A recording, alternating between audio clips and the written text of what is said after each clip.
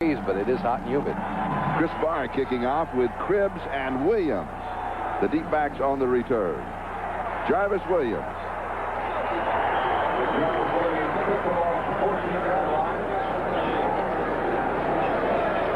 Ron Fellows makes the tackle and will set the offense for the Miami Dolphins with Dan Marino at quarterback. Stratford and Woody Bennett, the two running backs. Clayton and Duper will be the wide receivers, and Farrell Edmonds is the tight end. He is the only rookie in this particular set.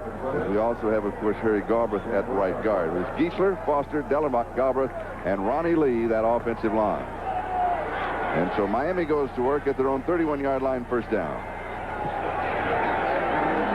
And Marino comes out throwing. Has protection, and the pass is incomplete, as he was going to Duper on the near side. It'll be second down and 10. Now, the Raiders are expected to show a 4-3. As you saw there, the four-man front will be Long, Piquel, Wise, and Greg Townsend. The three linebackers, Robinson, Millen, and Rod Martin.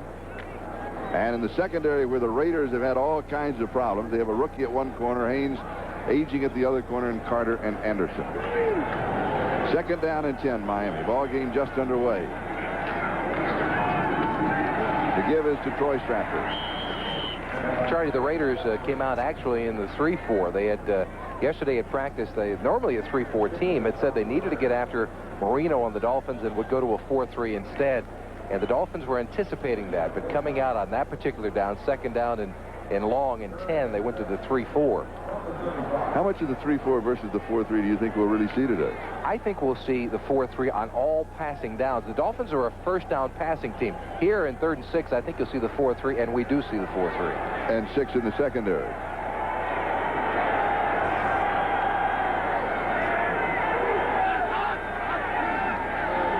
And Jensen is in the block.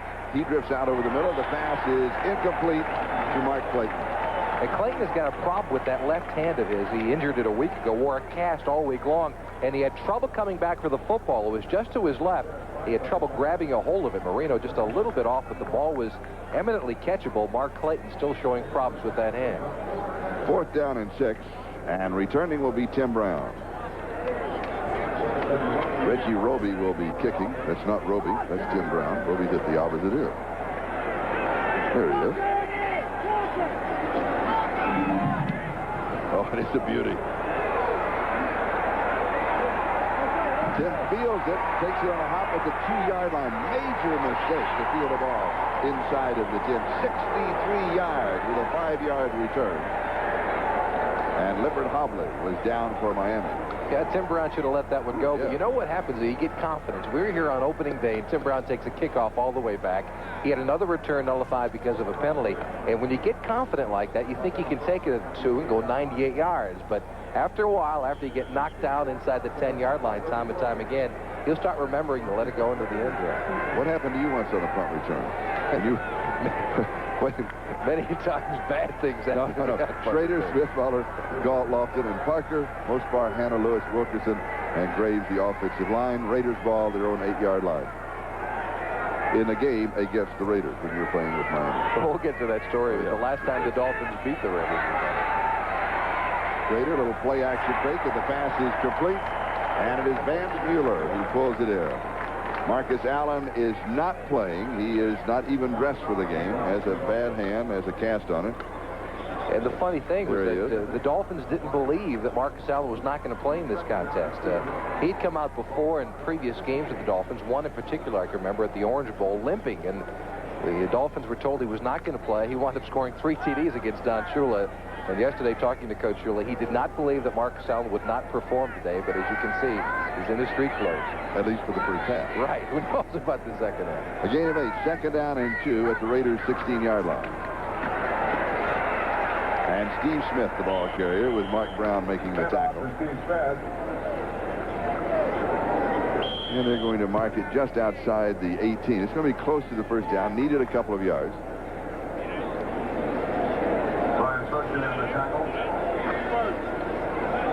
And the chains are going to come out. Well, the chains come out You were going to, and Coach Shula said, catch the ball. Well, it was the last time the Dolphins beat the Raiders was in the Orange Bowl, 1978. The Dolphins have not beaten the Raiders in 10 years. It's toward the end of the football game, and Coach Shula said, all you need to do is catch the football, rookie. Just catch it. As you can see, the Raiders pick up the first down.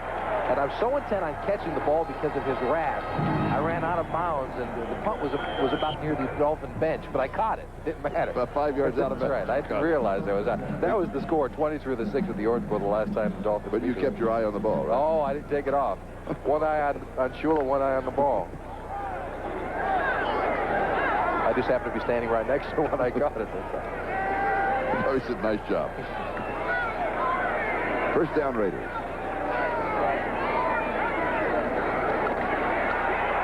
Brady wants to set a screen, and he gets it off to Steve Smith. And they're going to end up picking up a yard on the play. To the 19-yard line, it's going to be second down and 9. T.J. Turner was putting the pressure on the quarterback, and he felt that he had grasp and control. Yeah, it was Turner and Rick Graff, number 99, both are in. It's actually Graff. He thinks he's got control, and it appears that he does at that point. He's got a grasp, obviously, and control, but it is the decision of the official who's standing up on top of it. But Graff certainly did have a beef on that one.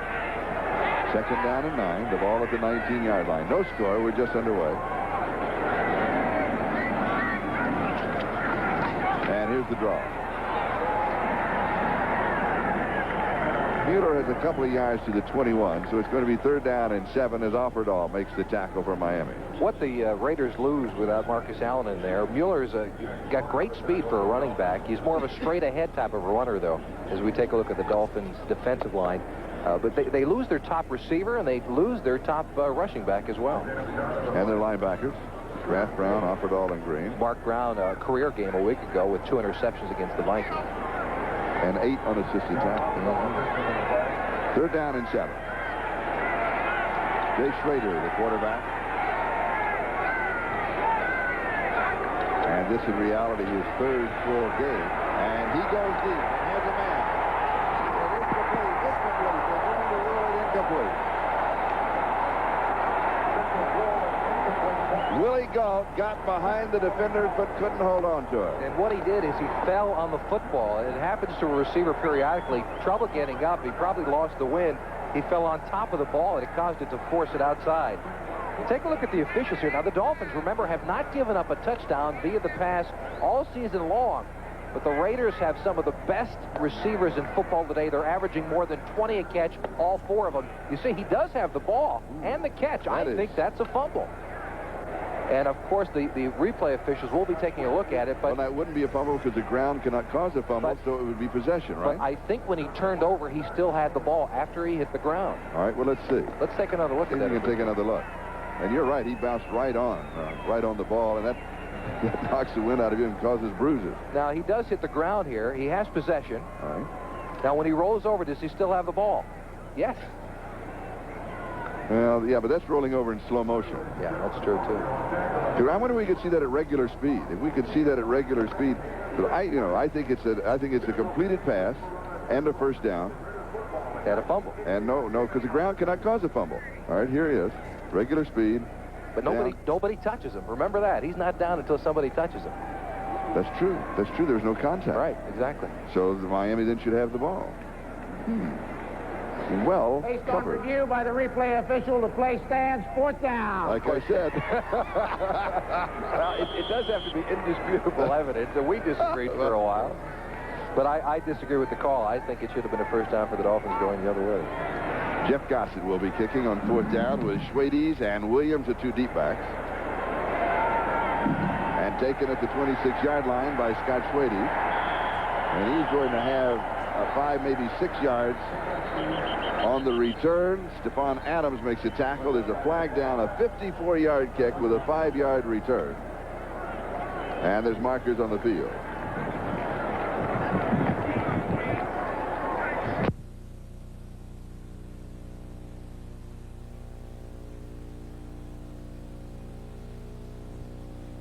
Illegal block during the run back, number 88 of the receivers, first down at 10. That's on tight end Brian Kinchin. So Miami will have a first down at the 21-yard line. We have no score in the ball game, and just over 10.5 minutes left to go here in the first quarter. And the Dolphins with their second offensive possession.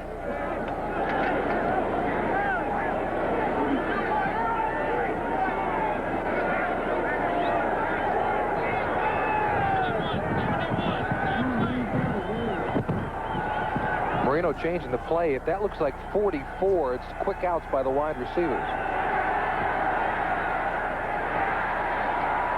Clayton has it, and out to the 32-yard line. And he'll pick up the first down. Is that a visual automatic that he was calling? They use it two ways. He does it with his voice, and if they think he has trouble hearing out there, he'll use his hands.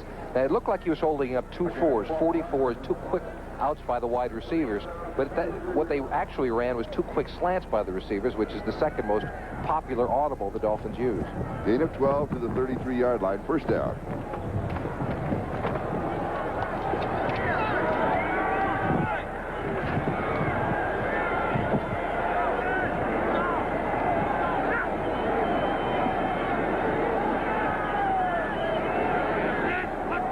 Shotgun on first down. And pressure. And a flag is down on the play. Woody Bennett pulls it in at the 36, but a marker dropped on the far side out about the 38-yard line. Matt Millen and Jerry Robinson on the stop, and it's going to be a holding call against the defense.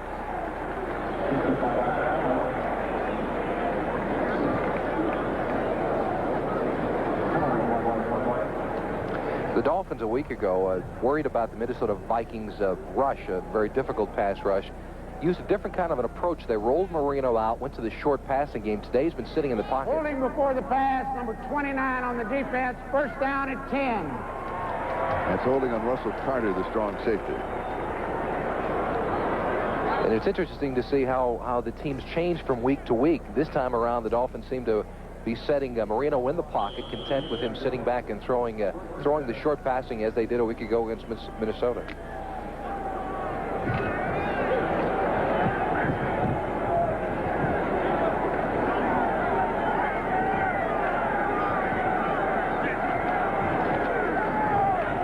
Stratford, the ball carrier, makes a nice cut. 42-yard line. He'll pick up 4. It'll be second down and 6 as Howie Long makes the stop. Stratford has made some noise about being unhappy because he doesn't think he's been touching the football enough. He does it in a good-natured way. He thinks the more he touches the ball, the more effective he is. 10-minute ticker. Cincinnati out in front of the Jets in the fourth quarter. Seattle beats Cleveland. That's the final. And the other fourth quarter scores.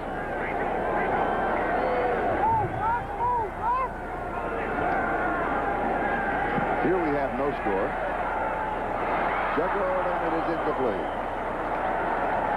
Millen was there for the defense, and Farrell Edmonds, the tight end, the intended receiver. Here are the rest of the scores. Rams shut out Atlanta 33-0. Washington defeats Dallas. Minnesota by 1 over Tampa Bay. And no score Denver, San Francisco. That game starting at the same time. This one, no score Pittsburgh at Phoenix. And San Diego quickly out in front of New Orleans in San Diego, 14-0. A little bit of a surprise working there. Willie Gauld has a bruised shoulder, and that is being checked. Third down and 6. Marino from the shotgun. And he goes deep. Jensen cannot get to him. And it will be fourth down.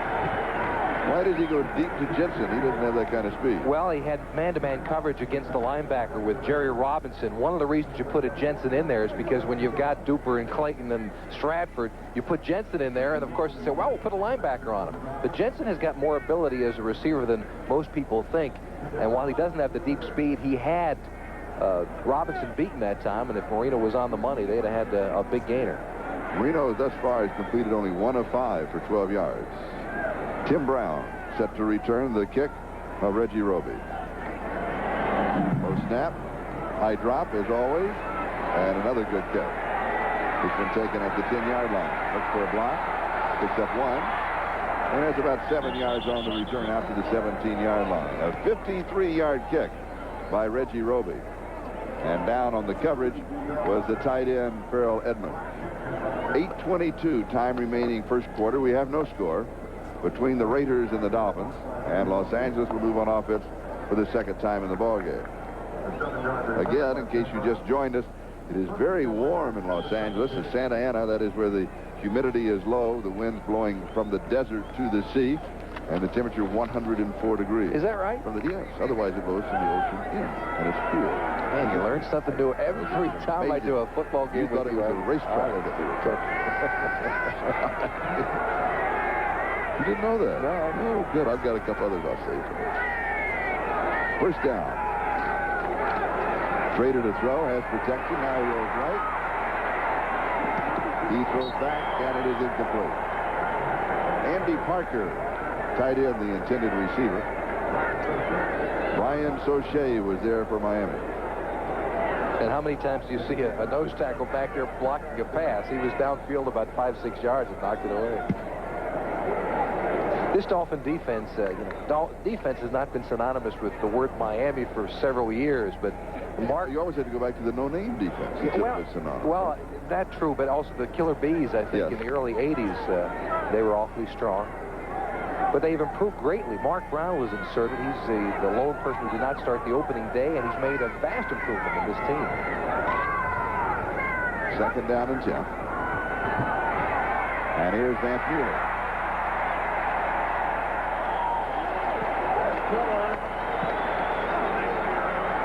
And we'd like to welcome those of you who have been watching the Kansas City-Houston game here at Memorial Coliseum in Los Angeles. We have no score between the Raiders and the Dolphins. And a gain of 11 yards for Vance Mueller of Los Angeles. We have 7:49 and counting. That is the time remaining in the first quarter. And the Raiders have the ball now at their own 29-yard line, first down. Jay Schrader, the quarterback. Marcus Allen not playing in the ball game.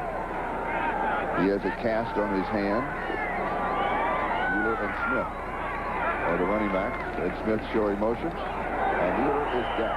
Right at the line of scrimmage. His momentum may carry him to the 30, where it'll be second down and 9. Let's see where they mark it. As John Offerdahl was there to stop it. John Offerdahl, the Dolphins defensive squad, their coaching staff puts together a film called Putting on the Hits, and they show it to the players on Fridays before football games. That hit will be included. One of the prerequisite is that the defensive player has to pick a running back off the ground and putting him back down on his back, and Offerdahl has been on that reel of film they show to the players to try to goose them up quite often. They mark it as a 29, so there's no gain. Second at 10. Schrader back to throw. Again, good protection as he's had most of the beginning of this ball game, and the pass is incomplete to Andy Parker. We'd like to welcome those of you now who have been watching the New York Jets-Cincinnati game. Cincinnati defeating the Jets 36-19, so the Bengals remain undefeated. And quite a surprise. The only undefeated team in football, and if you'd have said that opening day, I don't think very many would have believed you. Third down and 10. I don't think anybody would have believed you. Except for Cincinnati Bengal fans, I guess. And I'm not sure the vote there would have been more than 6-5. Schrader from the shotgun.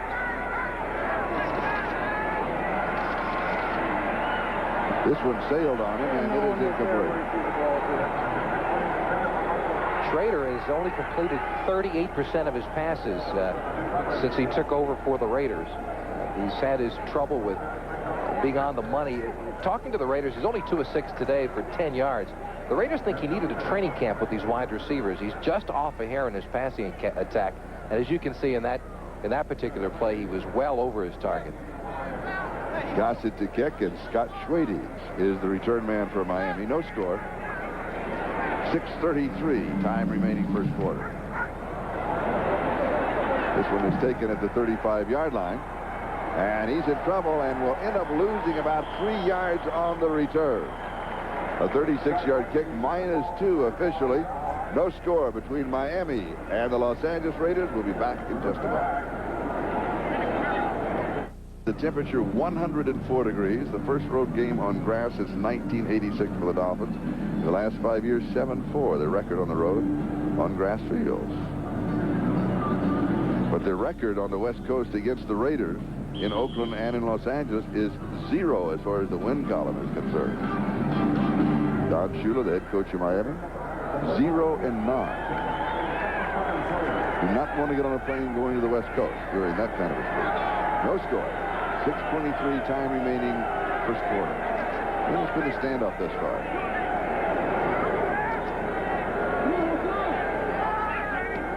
Reno taking a lot of time.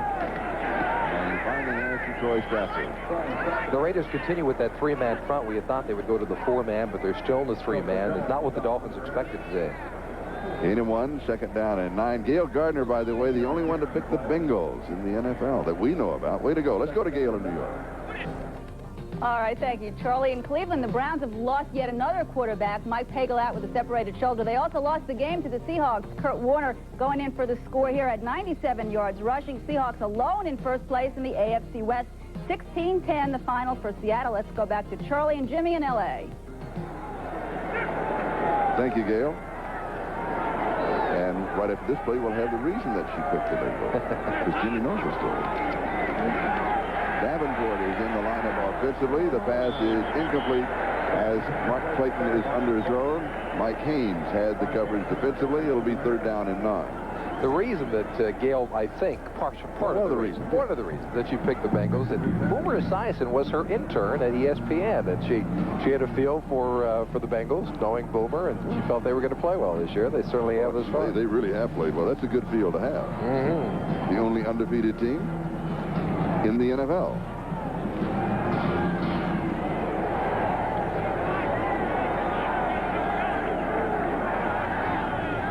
Now the Raiders into their 4-man front, Charlie, in an obvious third and long passing situation. Reno off to a very shaky start. Now we have flags, and I'm surprised that we don't go ahead and have the whistles. This one is going to be intercepted but out of bounds, and so it will go as incomplete pass because you had encroachment by the defense moving across the neutral zone and making contact, or it looked as if they made contact, and meanwhile at the same time you had the offensive line moving before the snap, and that's an automatic call. Usually when that offensive line moves, even if the defense has moved, they will go ahead and stop the play before it gets off. They will be offsetting penalties and will do it again. That's my guess. Here's one of them. Bad guess so far. So far. What may have happened is the contact may have occurred first, and then the movement occurred later on this side of the line of scrimmage. Offside. Number 70 on the defense, still third down. That's on Scott Adams. I would have sworn that I saw the offensive left tackle come back. Scott Davis, excuse me. Scott Davis. Did you not see that either? Or I didn't see it by myself. I saw movement by the left side of the Dolphins, but there was. It seemed that there might have been contact on the other side of the ball. Then they should have stopped the play as soon as contact was made before the snap. Inside handoff to Jensen. And he's going to pick up the first down. It was third down and 4. And his momentum is going to carry him close to the 44-yard line, and that's going to be enough for the first down before Jerry Robinson makes the tackle. Jensen, the man of all trades, plays quarterback if you need him to, tight end, and they put him in the backfield as a blocking back. However, in 3rd and 4, I don't think anyone suspected that Jensen would be giving the quick handoff up the middle. Tough guy. Is he playing more this year than in the past? Yeah, he is playing more than he has in the past. Why is that? I don't know. I mean, he played the last week. He caught a touchdown pass as a wide receiver. Jensen is the kind of guy you like to have around because he doesn't say a lot. He goes out, he works hard, very intelligent, can play all the positions. But he's been playing much more this season. First down, Miami. Lorenzo Hampton and Woody Bennett are now the 2 setbacks.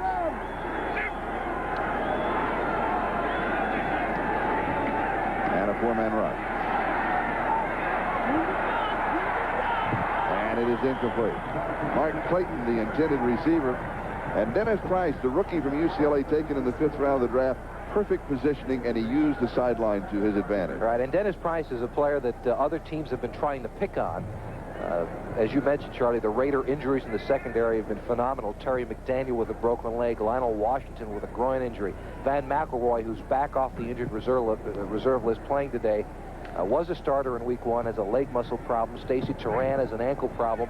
All starters on week 1 of the season. And so Dennis Price, who's new, young out there on the corner, the Dolphins are trying to go after him, but he's playing well thus far. 2nd down and 10. Roy Stratford. A gain of 4. It's going to be 3rd down and 6. A report on Willie Gault. They're now going to go into the locker room and X-ray. See if he was shaken, if he was injured. Here's the 10-minute ticker. Cincinnati over the Jets. Seattle winning. Houston by 1 over Kansas City. Green Bay big over New England. And the others as you see. They spotted at the 47-yard line. So it's going to be 3rd down and 7 from the shotgun against the 4-man rush. And Marino's pass is incomplete. The intended receiver, Troy Stratford, fell down. He had Stratford in man-to-man situation. Stratford was wide open. He slipped breaking to the ball. And so the Dolphins and Marino, he's been off target on some occasions, but they can't seem to buy a break today. And Marino just 1 of 8 for 12 yards in the first quarter. And Tim Brown is the return man. And Reggie Roby will continue his punting exhibition. 3:36 time remaining first quarter. Look at that, 56-yard average. And this is his 3rd kick of the ball game. He has a little bit of a breeze, but not that much. Brown will take this one at the 15. He's to the 20. And is going to be dropped at about the 18-yard line. They may give him his momentum to the 20-yard line. We've got a timeout, and we have no score here in Los Angeles. Back in a moment. Hello, back from Seoul. Back from Seoul, that's right. I think our bodies have returned from Korea. But our minds I don't think have made it quite yet. Were you up in the middle of the night last night? I'm up in the middle of the night every night since we've come back from Seoul. I wake up at 2 a.m. wide awake. 14-hour time difference from the East Coast, where I live, 17 hours here on the West Coast. Very confusing. It really is. Mervin Fernandez has replaced Willie Gault as the wide receiver for the Raiders, the other one being James Lofton, as Gault is now being X-rayed. Howie Long has a calf problem. He's being checked over. And the handoff inside is to Steve Smith. He's going to pick up a couple of yards to the 22. The Raiders have problems with the running backs today. They only have 3 healthy running backs on the roster, with Marcus Allen being out. Of course, Steve Smith, Steve Strahan, and Vance Miller, the only 3 running backs. So you'll see a lot of 1 running back formations back there. When will you see Bo Jackson? Well, you will see probably Bo Jackson next week. He is resting this week in Alabama after finishing his year with the Kansas City Royals. And he'll be back here in training camp with the Raiders next week. It is not clear whether he'll play next week or not, however. Raiders at Kansas City. Do you think he would play in that game? Well, you know, going back to Kansas City, he got a rude reaction a year ago. I don't know if he want to start the season that way. Raider with pressure throws. It is caught at the 43-yard line. James Lofton, his first reception in 2+ ball games. And a gain of 19 yards. Lofton wide open. He finds the middle of the zone. The Dolphins are back in a zone formation. Mark Brown, number 51 on the blitz. Nearly gets to Schrader, but a nice throw on the part of Schrader. He had to thread it around a couple of defensive backs over the linebacker Offerdahl. And James Lofton, who has made the Pro Bowl 7 out of 10 years, having a rush season thus far with just his 8th catch of the year. First down, Raiders, their own 43-yard line. No score. His 579th catch tied him for 9th all-time. Yeah, I pulled those things. You didn't know that, did you? See that information that it's amazing how you just pull it out of the air. That, right. At that end is Santa Ana win? That's right. Just a pocket full of information today. A pocket full? The Raiders have scored only 7 points in the first quarter this season. 1 touchdown is all at the end. 2nd down and 12.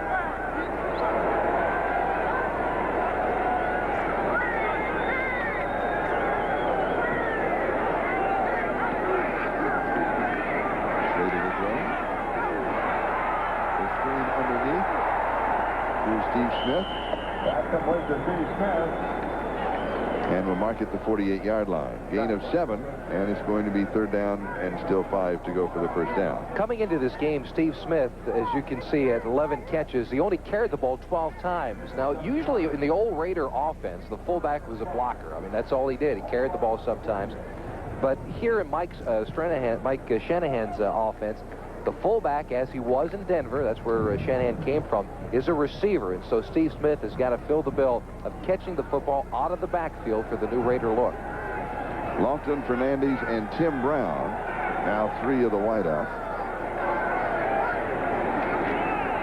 And the inside handoff to Brown, and picked up good defensive play by Rick Graham. Made the penetration and just caught Brown to drop it.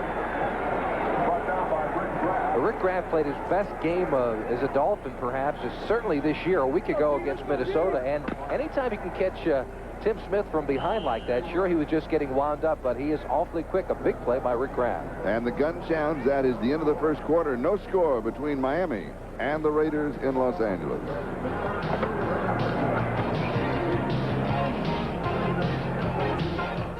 To the Coliseum in Los Angeles, the temperature 104 degrees. I'm Charlie Jones along with Jimmy Cefalo, and thus far we really haven't seen that much action in the ballgame. Almost like 2 heavyweight fighters feeling each other out. Yeah, and 2 heavyweight fighters who are missing punches. Yeah. Both Schrader and Marino having trouble, not completing a lot of passes, and that's what you expect out of this contest. Both Schrader and Marino to be on target. This is a game unlike any other Raider-Dolphin game you might see. We'll get into that story in just a couple of moments. And the ball will be down at about the 15-yard line. And a kick of 42 yards. And we'll take a timeout. We have no score here in Los Angeles, and we'll be back in just a moment.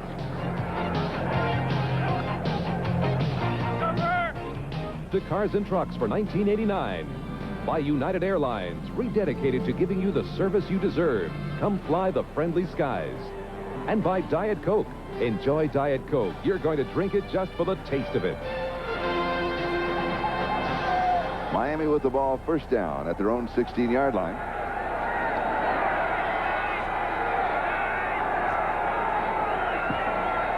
Again, Marino changing his call at the line of scrimmage. Lorenzo Hampton with the carry. And he's going to pick up the first down. A gain of 12 on the play. Eddie Anderson makes the tackle. As I mentioned earlier, Charlie, this is an unusual game for a Raider-Dolphin matchup. For this reason, the Dolphin offense has not performed up to par over the first 5 games of the season. And that's what you expect out of Miami. The Raider defense in the same situation as we do have a Raider player down. I believe it's Howie Long. And he, remember, had that calf problem earlier. All right, while we have an injury timeout, let me interrupt you, Jim, and we'll go to New York and an update with Gail Gardner. Gail? Thank you, Charlie. At Texas Stadium, the Redskins avoid losing their 3rd straight. Big day for Mark Rippon and Kelvin Bryant. Here he hits Bryant, who goes 25 yards for the score. Bryant, 3 touchdowns on the afternoon. The final score, 35-17 Skins. Let's go back to Charlie and Jimmy in L.A. Thank you, Gail. We talked about that. Gail picked Cincinnati in the AFC. I wonder who did she pick in the NFC? I'm not sure. But well, maybe on the next update. We'll get a report from her. All right. Howie Long with that injured calf, as we mentioned earlier, seems to have re-injured the same leg.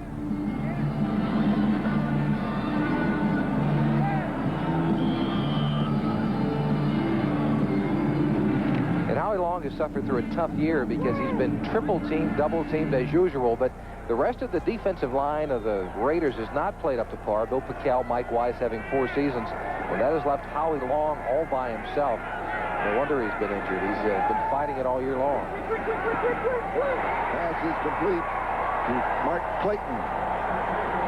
And Clayton, they thought they were going to have to hold him out. He had this goes back 10 or 15 minutes ago, some problems with the heat, and thought that they would hold him out. Obviously, he's back in the ballgame. First time that either team has been past the 50-yard line. And this is Marino's just 2nd completion. He's now 2 of 9 on the day. Quick slant pattern. Again, they're working on number 38, Price. He is the youngster back in the secondary. And for the first time today, he makes the mistake, and he does it against Clayton. The Dolphin offense is predicated on the short passing game, allowing Clayton and Duper to break the first tackle and turn it into a big play. And a gain of 23 yards. Juggled. And he holds on to it. Mark Clayton. And he had a battle with Mike Hayes. Well, if he's got a problem with the heat, you'd be surprised here. This time he's going against the veteran, Mike Hayes, on the other side. Toughest thing to do against Hayes is a release. He gets a good release on the line of scrimmage, and that's how he makes it. And then the juggling catch. What reaction on the part of Clayton. And remember, too, he's got that bad hand. He injured a wrist and a thumb a week ago, and it didn't stop him from making the catch against one of the best veterans in football today, Mike Hayes. And a gain of 12 yards. By the replay official, the play continues. Oh, we would agree with that, wouldn't we? Well, I don't see the reason to stop now. Yeah.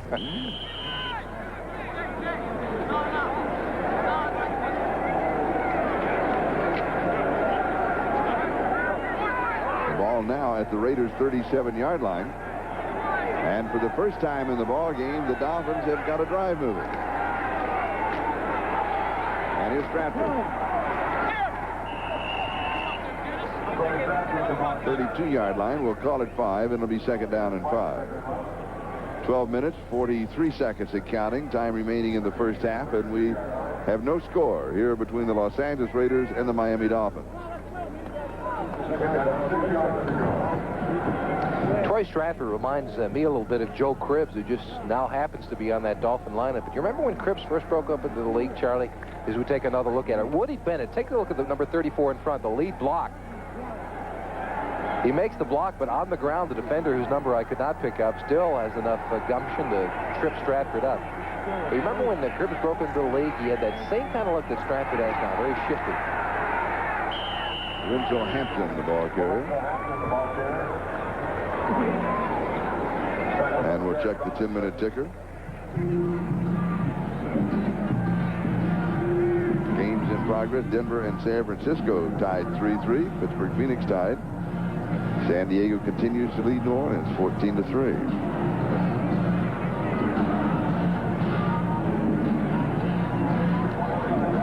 Howie Long, a strained right calf muscle, will probably not return. Third down and 1. 27-yard line. That is Jensen reversing in motion. And the give is to Hampton as he tries to come over the top for the first down of the 25-yard line. And he'll pick up the first down. Now just keep old Bruck straight, will you? All right. He needed 1, and he got 2.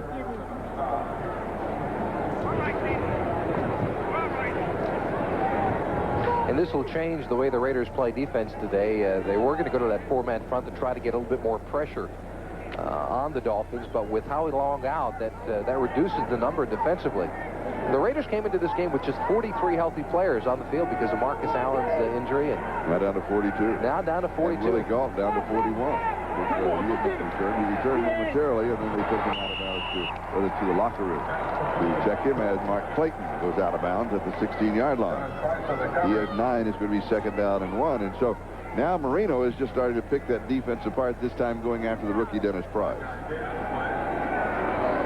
Mark Clayton, you talk about ability. He's got very good speed, but what he does is his quickness is better than most receivers in football today, and he has amazing leaping ability. When he was at Louisville, he used to leap pool tables lengthwise for bets. Lengthwise in pool halls for bets. Now, when you can do that, poor Mark Price has got to cover him out there. He's better be concerned. Reno 4 of 11, 56 yards. All completions to Clayton. Marino didn't like what he saw defensively.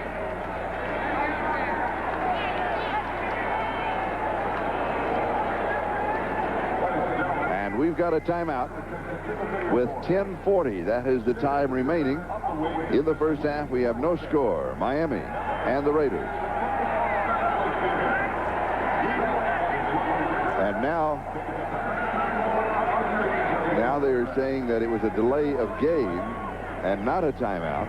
And so the trainers who started out on the field. Delay the game. It's still second down. No timeout. Second down. That clarification for the referee, Red Cashin. And so the penalty takes the ball just outside the 20. And it'll be second down and 6.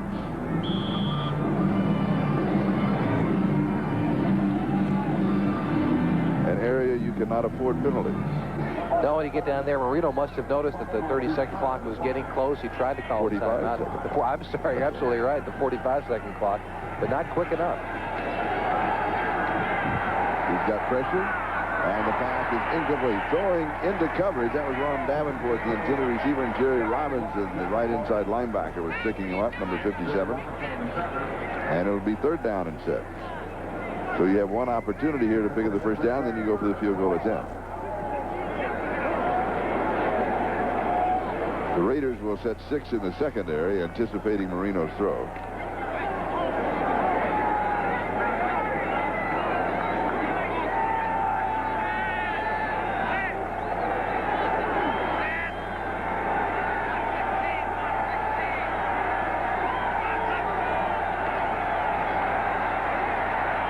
Back over the middle, the pass is complete to the 5-yard line, to the 3-yard line, and again it is Mark Clayton, the defender slipped, and a gain of 18 yards on the play. A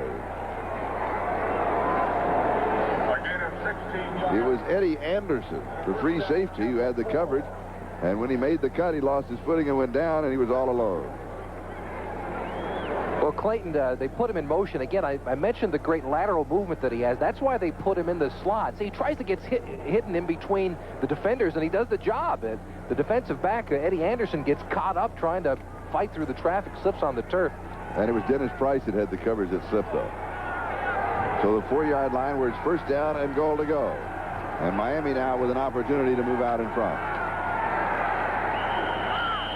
Hampton a yard to the 3 where it's 2nd down and goal to go. You surprised they were not throwing on 1st down? No, I'm not. Inside the 5-yard line. Although the Dolphins this year have shown more tendencies to throw the ball down there inside the 5.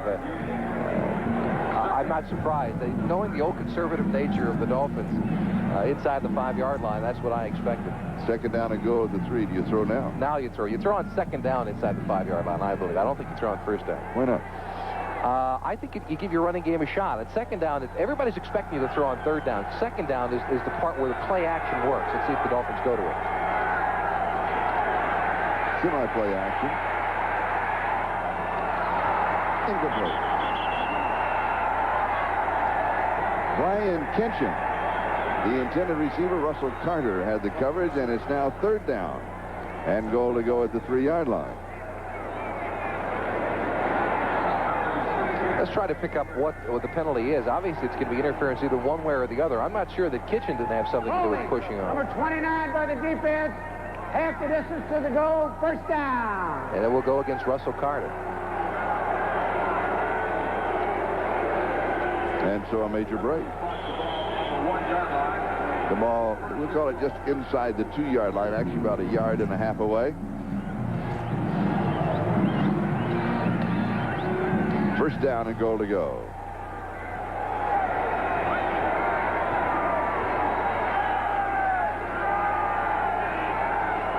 First down now. Do you come back running? Yeah, I do. I think so. Hampton over the top sounds good to me. Touchdown. Hampton over the top. That's good to me, too. Well, when you've got a linebacker like Matt Millen on one side, take a look at him, number 55 for the Raiders, and then on the other side you've got a great leader like Lorenzo Hampton. There's going to be some kind of an explosion up top, but Millen misses, does not get off the ground, and it is Hampton who makes it over the top and into the end zone for the first touchdown of the football game. 84 yards on the drive.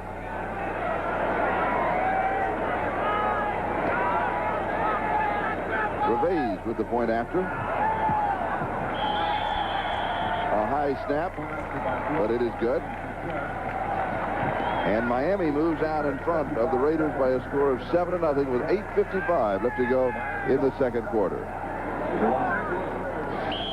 Juan Gervais to kick off, and this kickoff is sponsored by Budweiser, the king of beers. And the kickoff sails past Tim Brown through the end zone for the automatic touchback.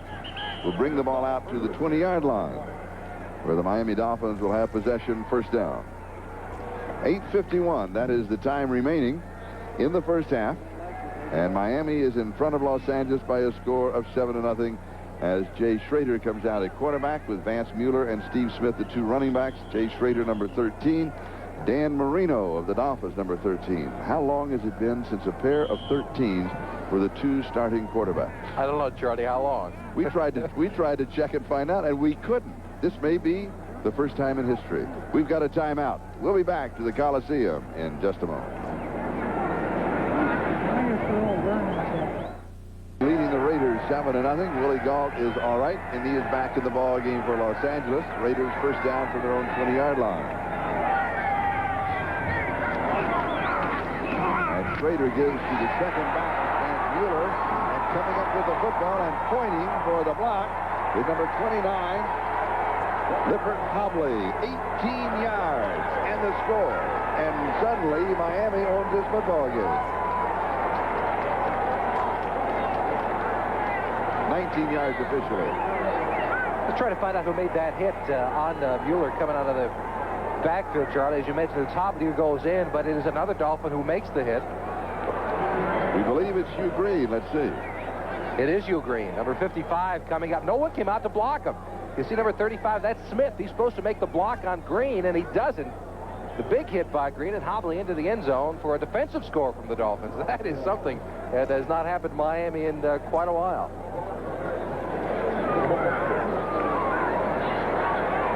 So only 11 seconds between touchdowns. The Bays with the extra point. And it's Miami 14 and the Raiders nothing. Now with 8:44 left to go. First half. We'll be back in a moment.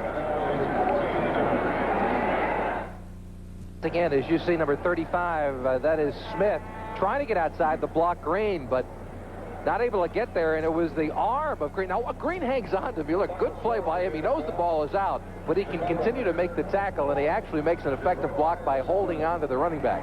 Nice play by Green.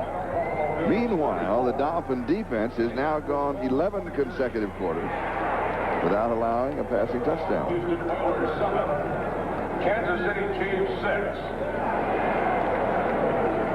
The Reds defeated the Falcons 33-0.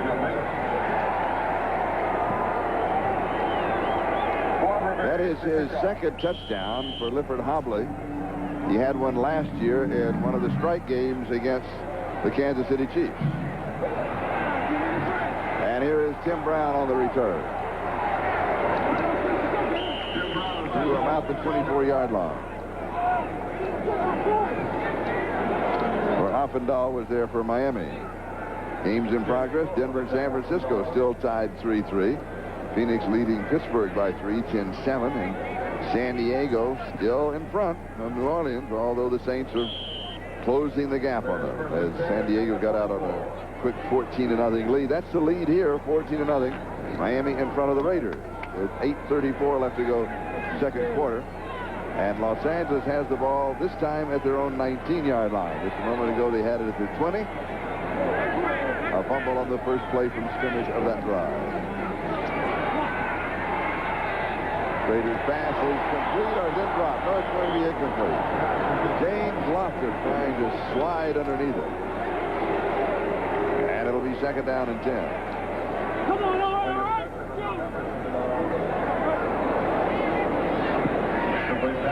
Schrader now has completed 4 of 9 for 37 yards. But the Raiders have not.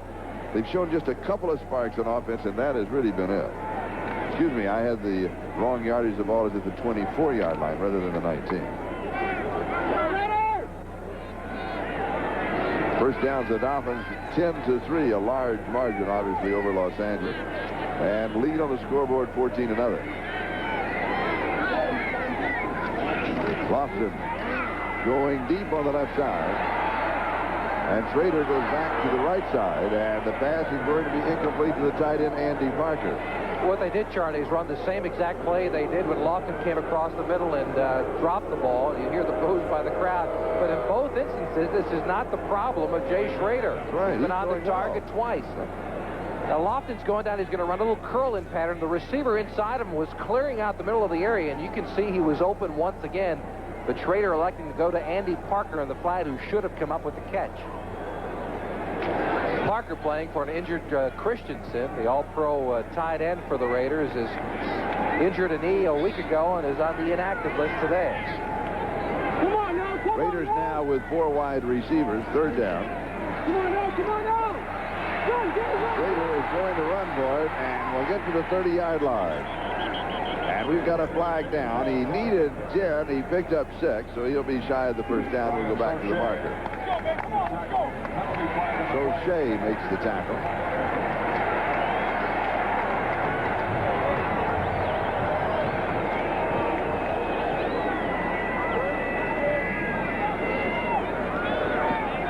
Red Cash, Holding. referee. Number 45 on the defense.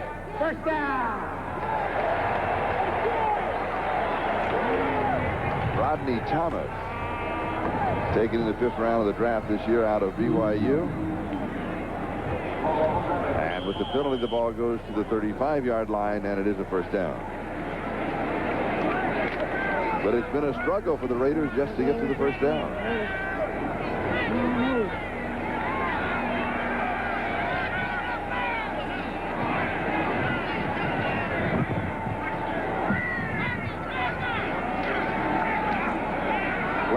Fake to Mueller. And it was intercepted at the 32-yard line. Jarvis Williams has the interception, and he laterals out, but I believe they're going to blow it dead.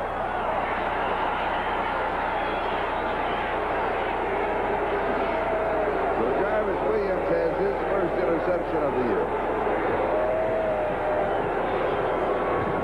Now, this is a complete zone, Charlie. Jay Schrader, it looked like an overthrow.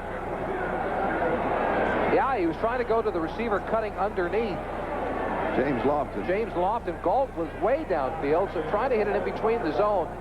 But Jarvis Williams, the rookie, the second-round draft choice, who the Dolphins have expected quite a bit from, and he's produced for them. He has been the solidifying factor for that secondary back there. The big change from a year ago when the Dolphins secondary had its problems. And we've got a timeout with 7:37. Time remaining first half. Miami has a lead, 14-0. Miami Cephalo, Miami 14, the Raiders nothing. And Los Angeles continues to struggle. Ron Fellows has replaced Dennis Price at defensive cornerback for the Raiders.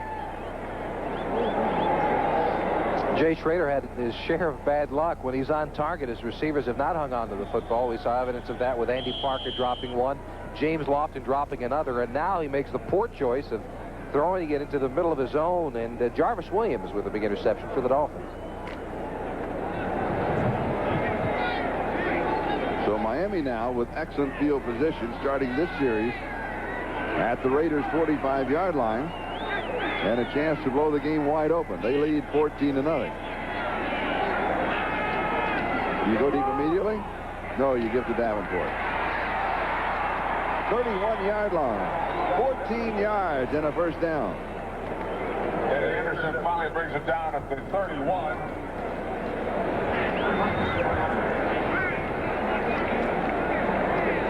And the offensive line of the Dolphins have been restructured quite a bit. Let's take a look at the pulling from the right side of the line. Davenport following 2 big blocks in front. Looks like Ronnie Lee, number 72, leading the way. And Davenport does the rest, breaking a couple of tackles before being brought down. Davenport, when he came in as a rookie, set the world on fire in Miami, and then has fallen to being inconsistent, losing his starting position back to Woody Bennett, the veteran for the Dolphins.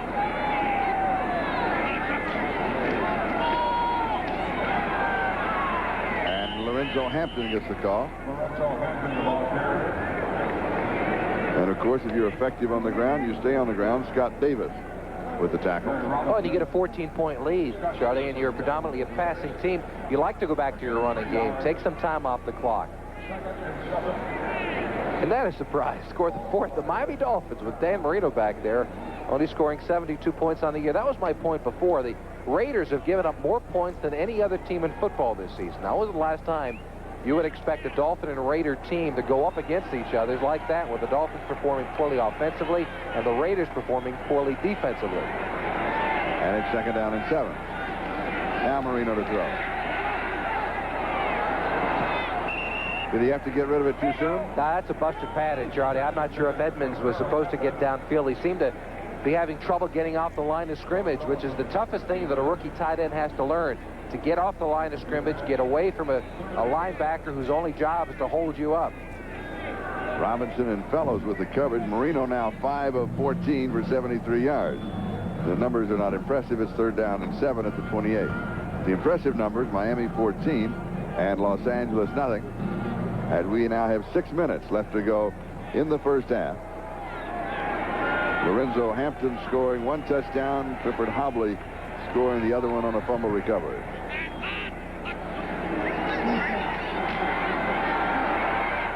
This one is incomplete as Marino was running out of time, and he was just avoiding a loss there as Scott Davis was putting the pressure on him. Stratford was the nearest intended receiver. It'll be 4th down. Well, Stratford had an option there. He had man-to-man coverage, and his option is to break out or break in. Dan Marino has to read him. When he saw the man coverage, he knew he had to go to Stratford, but Stratford did not win. And there you see the conversation going on. Marino probably saying to Stratford, you got man-to-man, you got to win for me. Jaworski to hold.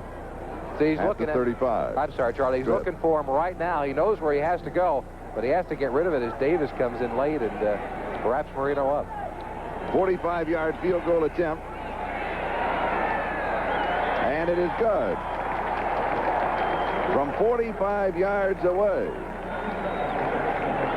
So Miami now moves out in front of the Raiders by a score of 17-0 with 5:50 left to go in the first half.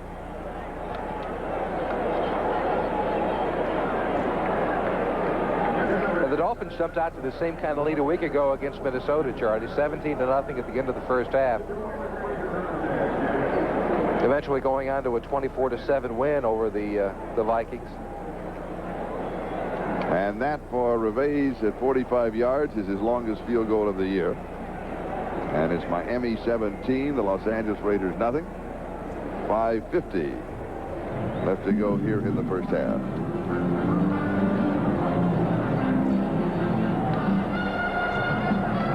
And the report on Howie Long's injury, is out for the rest of the game. He's going into the locker room and will not come back to the field of battle.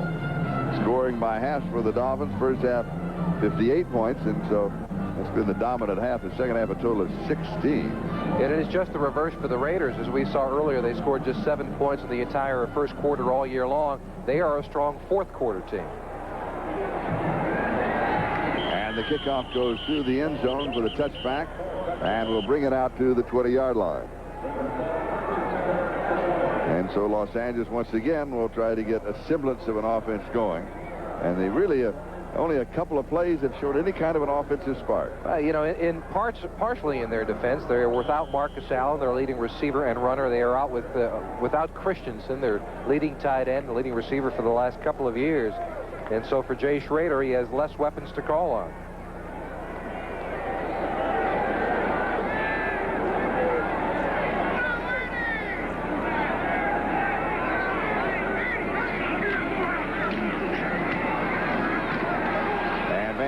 Gets the call, and he'll get a yard to the 21, and it'll be 2nd down and 9 where Hugh Green was there.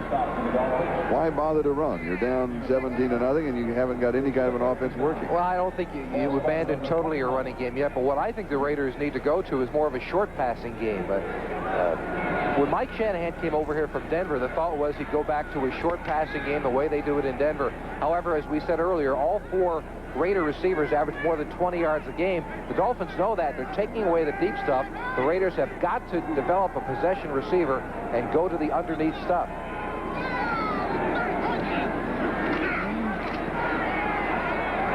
Schrader with good protection.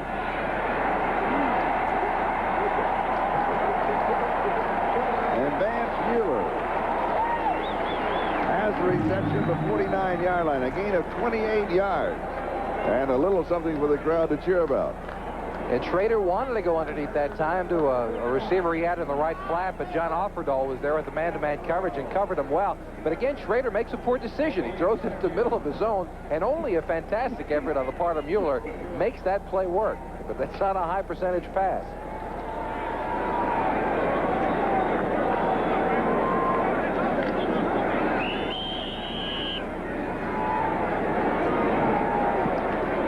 I believe they're reviewing that, Charlie, to make sure of the catch.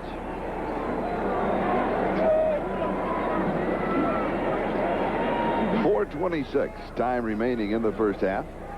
And the instant replay officials going back to that last reception. Based on review by the replay official, the play stands as ruled. First down.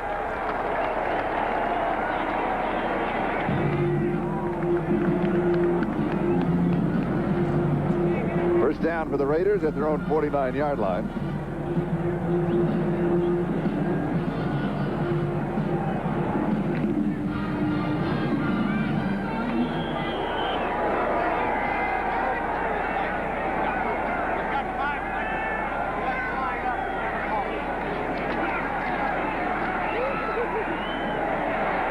This one is complete to Steve Strahan. And Hugh Green is there to bring him down immediately.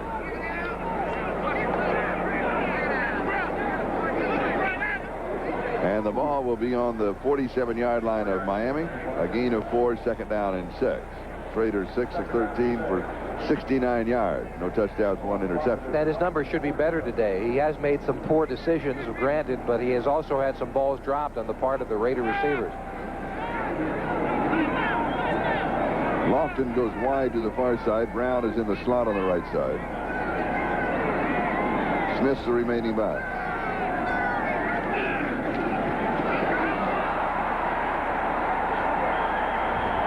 The ball jarred loose, and this was, I think he wanted to throw it back to Tim Brown, who was going to throw. That's what it looked like it was trying to do. Right, he was trying to throw a quick screen to Tim Brown.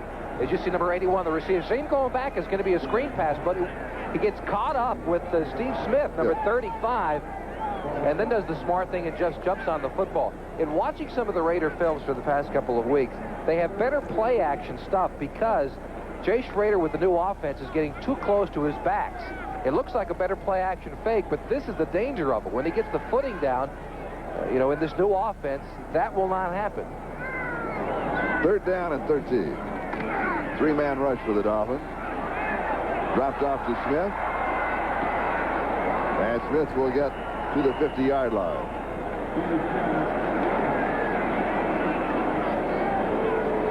Right now, let's go to New York and Gail Gardner. Gail?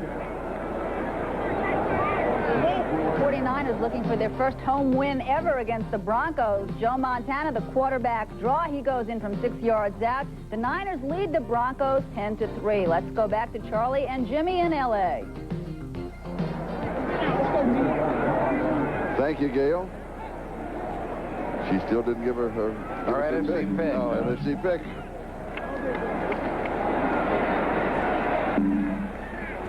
And the kick by Jeff Gossett goes into the end zone, 50 yards. We'll bring it out to the 20-yard line.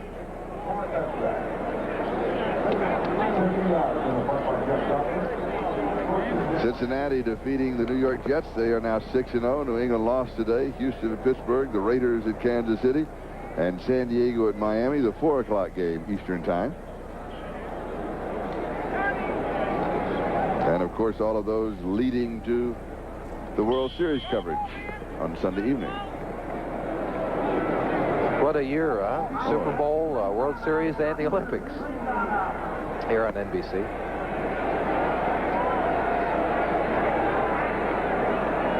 That's really a grand slam. It really is, yeah. Miami first down from their own 20-yard line.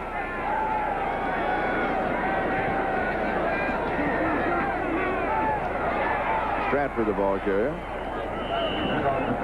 And he has 3, maybe 4 yards on the left side. Miami out in front by a score of 17-0 as we're now moving on the 2-minute mark. Time remaining in the first half. 2-minute warning will now be given to both benches. We've got a timeout. We'll be back to the Coliseum in Los Angeles in a moment. Charlie Jones, Jimmy Cefalo. At halftime, Lynn Berman and Paul McGuire will be updating all of the action in the National Football League today. The early games and the late games in progress along with this one, where Miami leads Los Angeles by a score of 17-0. And Miami has never defeated the Raiders here on the West Coast, either in Oakland or in Los Angeles. Second down and 6.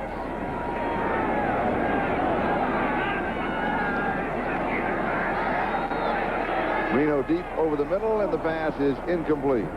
Farrell Edmonds, the tight end, the intended receiver. Russell Carter had the coverage. It'll be 3rd and 6 back at the 24. And a little surprising, do you think, Charlie, that the Dolphins, under 2 minutes, up with a 17-0 lead, that they'd be throwing the ball like that? I thought they'd be running out the clock.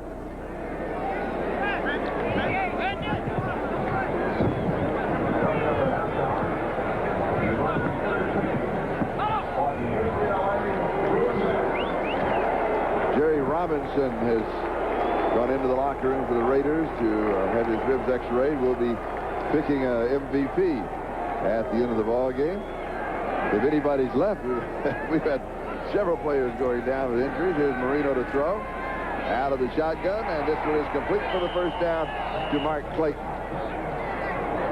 And now they head into their 2-minute drill. And if you throw the ball that early, with just inside the 2-minute warning, you might as well go for it now. A gain of 13. 37-yard line.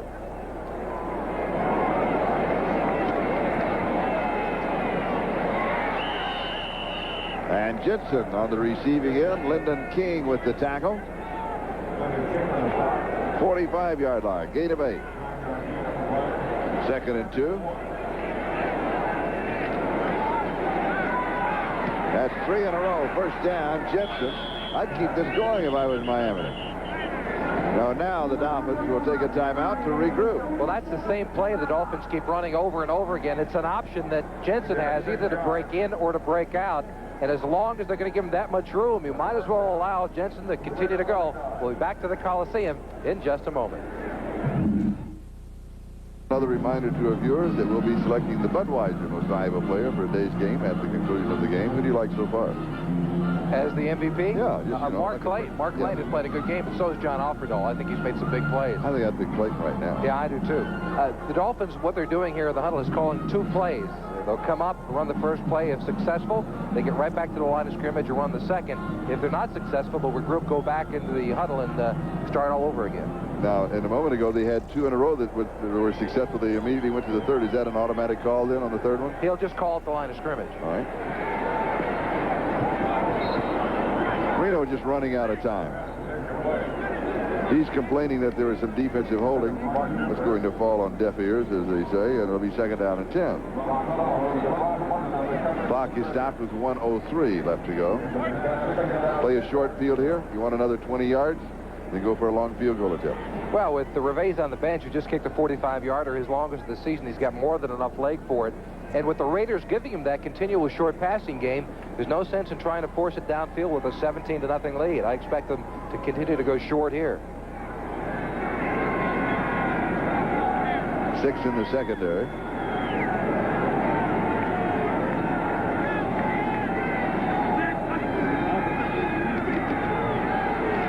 Raiders rushing 5, and the pass is incomplete at the 19-yard line to Clayton.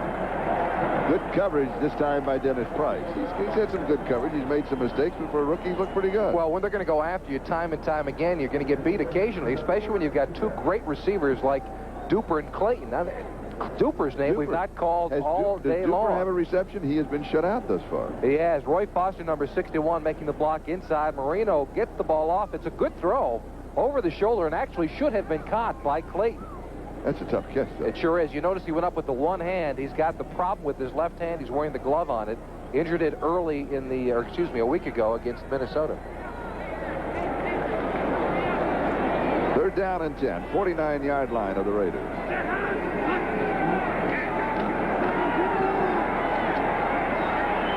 And it is intercepted at the 25-yard line. Dennis Price has the interception. And the Raiders have the ball with 44 seconds left to go in the first half. That is his 2nd interception of the season, and the 7th for Los Angeles on the year. Well, on the play before, Dennis Price got stuck in a man-to-man coverage against Clayton and was actually beaten on the play, despite the fact that Clayton couldn't come up with it. Here, they go back to the zone, and Marino is high with the pass. There it is. Oh, see the zone set up?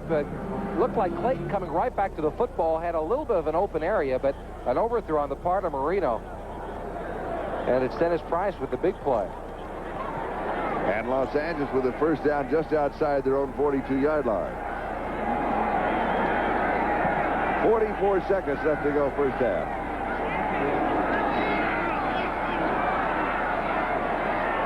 And Schroeder's pass is intercepted.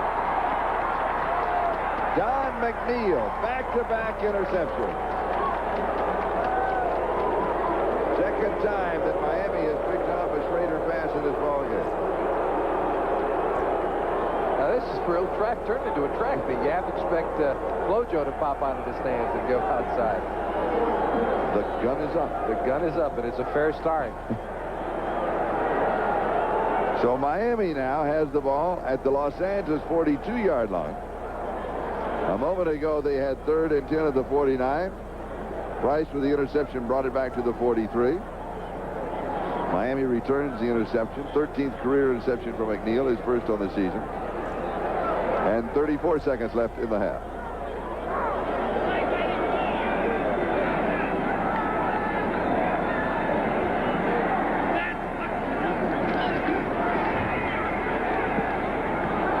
Jensen to the 20. Well within field goal range, 17-yard line.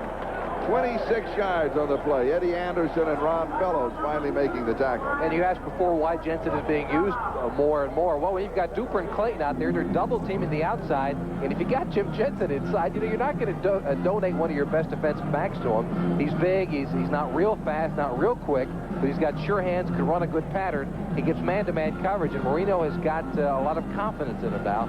And that's the reason why he's playing such a big part on the offense today. And Miami takes a timeout, and we'll go back to the play. Take a look at Jensen in the backfield, right next to the quarterback, Marino, coming out. He's got an option to either come inside or not. Well, we're focusing, unfortunately, on Clayton inside. But there he is, beating Martin, number 53.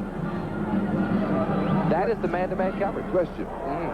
As the play was setting up, I had the feeling that Marino was improvising. Was he doing that with Jensen? It's like if he was talking to him and say, you know, I think go Jensen inside if something is there, or Jensen saw something? There are two ways the Dolphins do it. They have one play that's called an option. That means that the back has the choice of going in or out.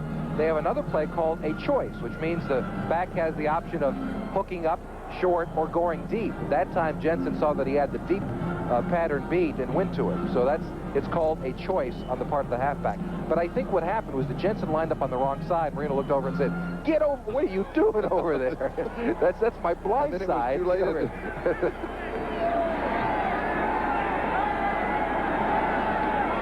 At the Raiders' 17-yard line, first down.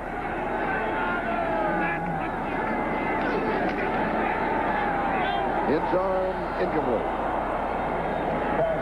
Fred Banks, the intended receiver. And it'll be second down and 10 at the 17. And Fred Banks, coming off injured reserve, has got into the 4 wide receiver package for the Dolphins. James Pruitt, who had been there earlier in the season, had trouble hanging on to the football. So Fred Banks sneaks in and has performed well for him when he's been healthy. Have the Raiders taken Duper out of the offense? It seems that way. Mark Duper's not caught a football. We've not called his name once all day. In fact, I don't know if Marino's gone to him at all today. He's going wide to the far side. Stratford is going to be in the slot. Clayton and Banks on the near side.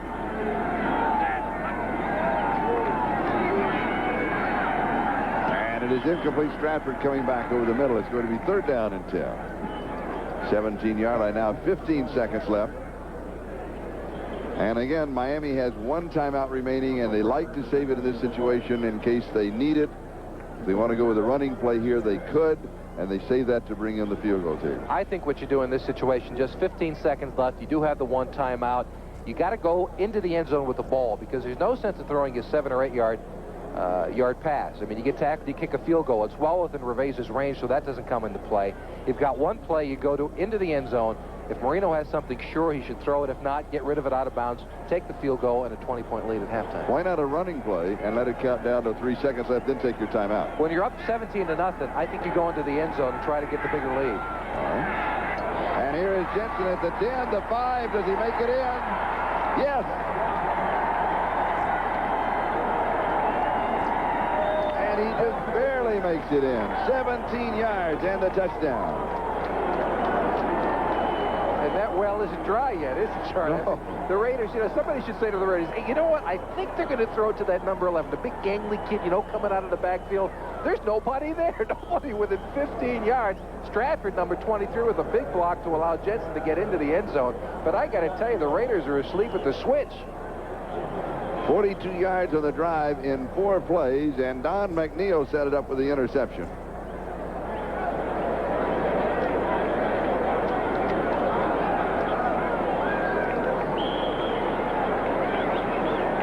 And Reves will attempt the extra point. Miami has converted 3 Los Angeles turnovers to 17 points.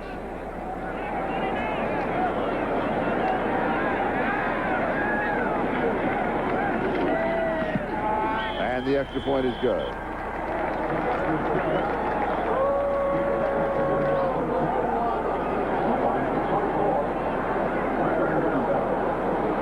That's a familiar score for the Raiders, isn't it? Weren't they down 24-0, 2 weeks ago against Denver? Yes. How about against Cincinnati last week? Yes. Last week?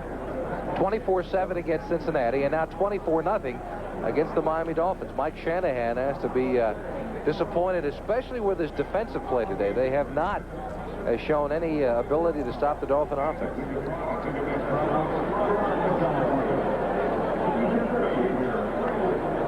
Raiders head coach Mike Shanahan, youngest head coach in the National Football League, with 8 seconds left to go in the first half. Charlie, coming into today, the Raiders have given up an NFL high 145 points. As we take a look at the Dolphins scoring drive, just 26 seconds getting the interception back from Don McNeil. Marino to Jensen on a 17-yard pass. They've given up 145 points coming into today.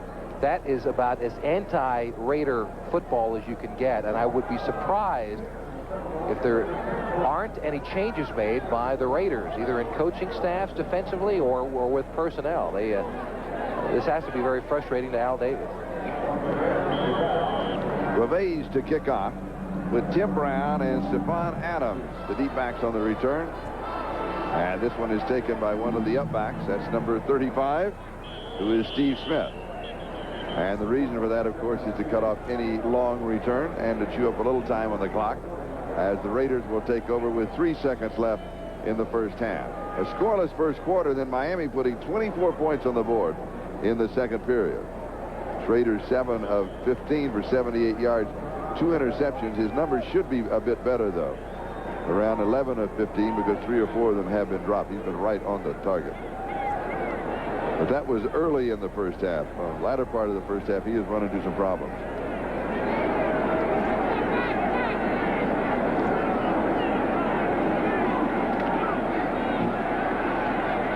And he goes deep. And it is intercepted. Miami with the interception right at the end of the half.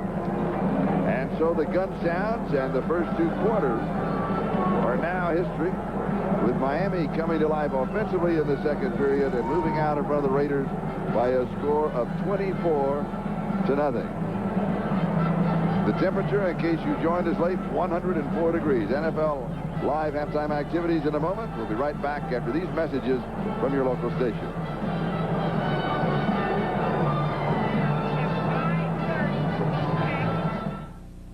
Raiders, one resulting in the touchdown when Hubley picked up a fumble on the part of, was it Strahan or Mueller, and the score there. And also yards rushing for the Raiders, just 16, a big surprise.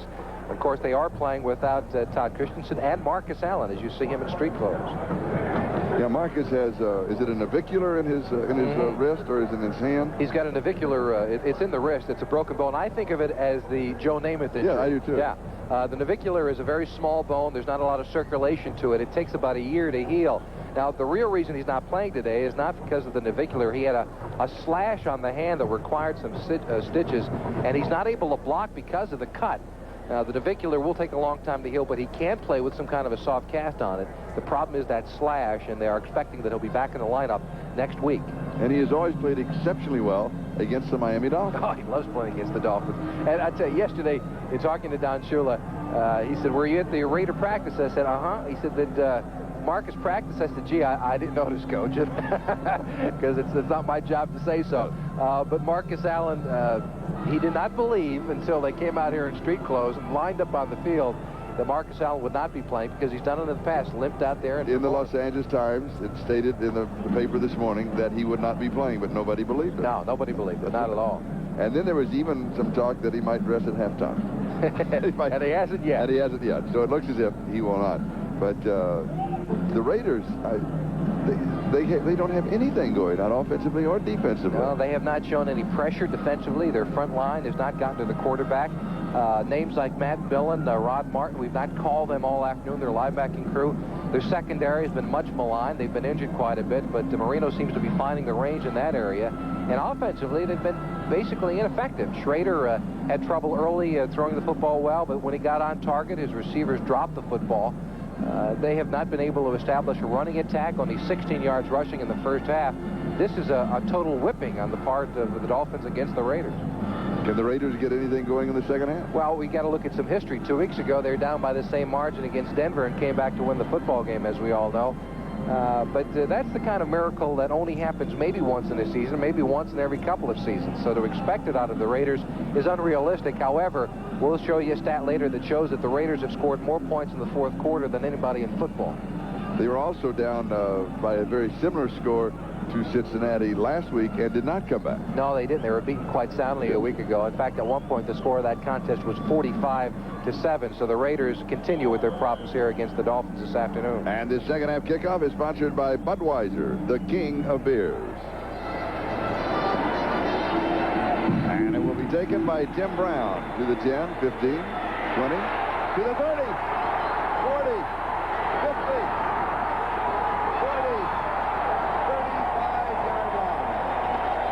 65 yards. He took it at the goal line and almost clipped 100. Perhaps the spark that the Raiders needed. Rodney Thomas finally brought him down. Tim Brown was quoted earlier as saying, if a kicker knocks me out of bounds, I don't belong in the NFL. Now watch him as he breaks through the front line. The only guy to stop him, there's supposed to be Fouad Reveiz, but Reveiz gets a move and Brown gets past him. However, he holds him long enough for another Dolphin to come by and make the tackle. But Brown still holds true, saying that... And he stepped out right there. Yeah, he sure did. But it was not Reveiz who made the tackle, but however, he did do his job to slow him down. And he stepped out at the 43-yard line, and that, of course, is the line of scrimmage, so the return is good for 57 yards.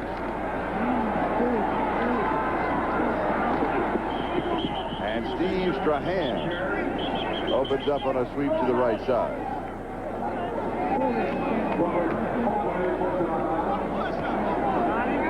They're going to mark at the 38-yard line, so it'll be 5, second down and 5. Sorry, what makes a kickoff or a punt returner is slashing ability. It doesn't necessarily take speed. It takes quickness and the ability to make the first person or the first wave miss. And Tim Brown has more ability in that area than maybe anyone I've ever seen play football. He's a slashing runner who has a knack to return a kick. Galt and Lofton are wide to the far side. Smith and Strahan are the running backs.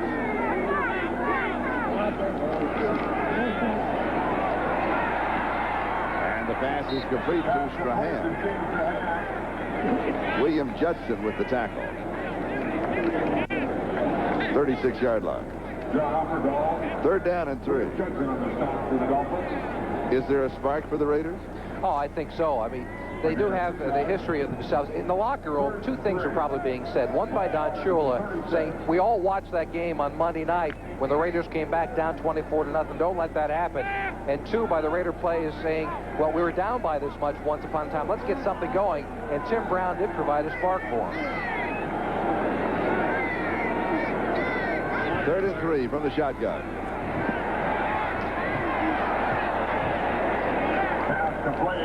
The pass is complete. They will mark it at the point of the reception. Steve Smith caught it. Mark Brown was there, but a penalty against Los Angeles.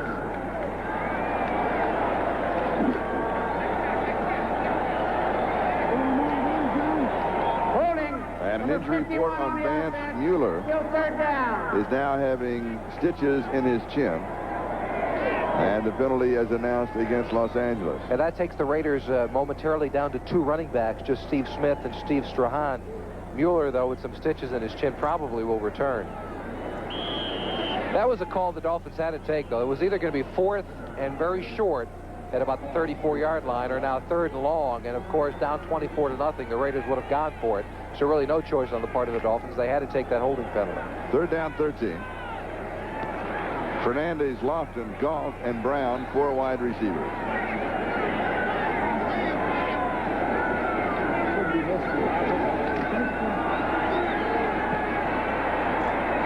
It is high, but it is caught at the 20-yard line, then to the 18. It's Mervin Fernandez for 28 yards.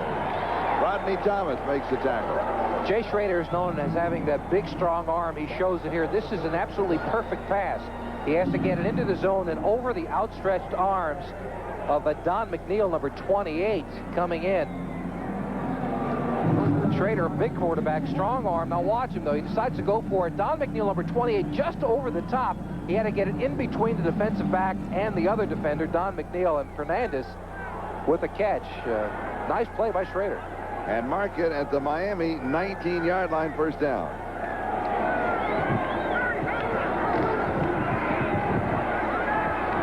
Schrader all the time in the world, end zone, and he overthrows. Pass is incomplete. Willie Galt, the intended receiver. Hobley had the coverage. 2nd and 10. And Schrader just getting rid of it. Jerry Robinson of the Raiders has a pull muscle in his back, and he will not be returning. Los Angeles down out about 35 players. They're down to quite a... I mean, they came in with 43. Now, let's see, who'd they lose? They lost Long. They lost Robinson. Galt went out for a little while. He's back in the contest. Mueller went out with the stitches in the chin problem. And now Mueller's back in.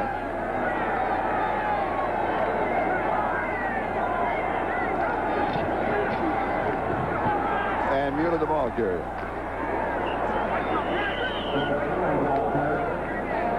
16-yard line, gain of 3. 3rd down and 7. Rick Graff with the tackle.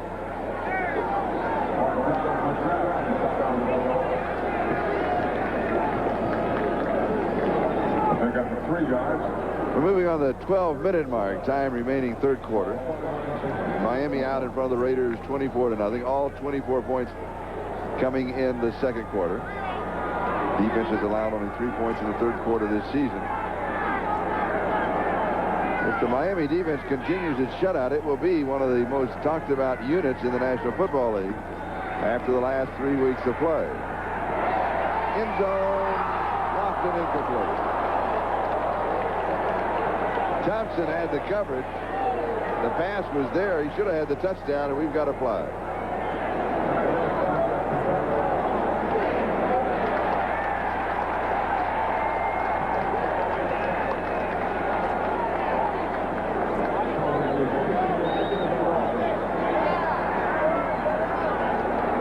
Holding before the pass. Number 49 on the defense. 1st down. Holding on William Judson.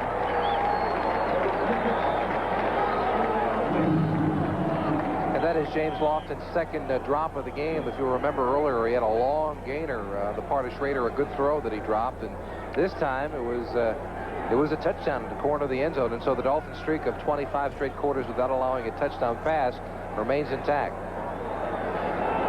1st down at the 11.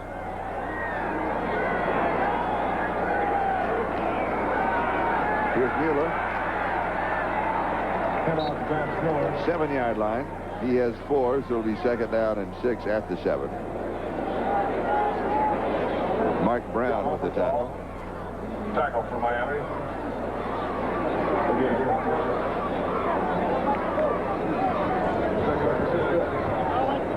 The Raiders get into it. I mean, they'd still be down by 17 points if they're able to score here, but it changes the entire complexion of the game. The confidence level will rise for Schrader because he has been playing well. I thought the 2nd quarter he played well, and so far in the 3rd he's done his job.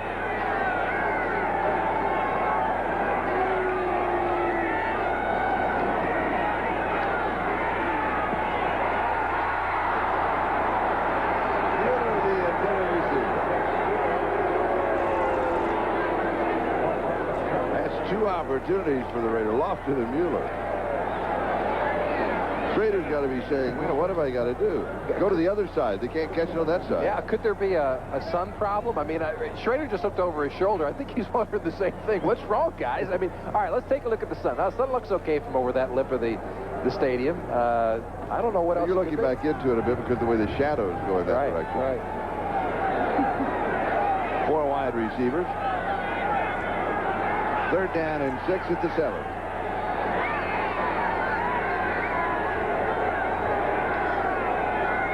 Little slim on 3rd down conversion. It's there if he runs for it. He throws touchdown.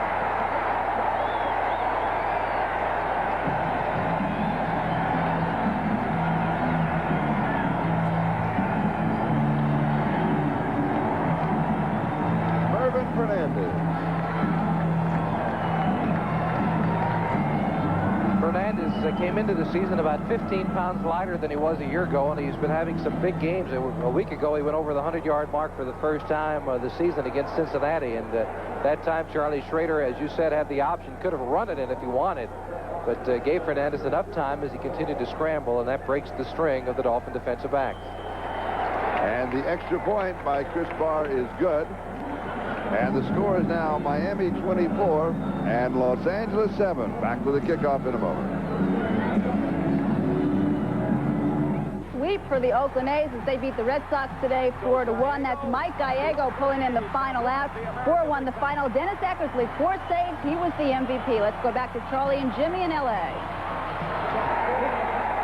The broom was out in Oakland, and the sweep is on. It sure was. Were you surprised?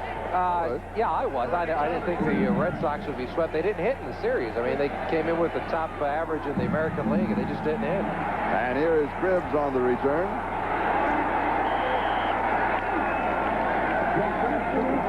Let's go back to that Raider touchdown and take another look. Schrader has all the time in the world to run around back there. The Dolphins are in a zone, and why not? With third and goal, they're perfectly right to be in one, but scrambling around allowed Fernandez to break his pattern and just find a soft spot in the Dolphin defense. The difference in the game, 24-7. The score, 3 Los Angeles turnovers resulted in 17 Miami points.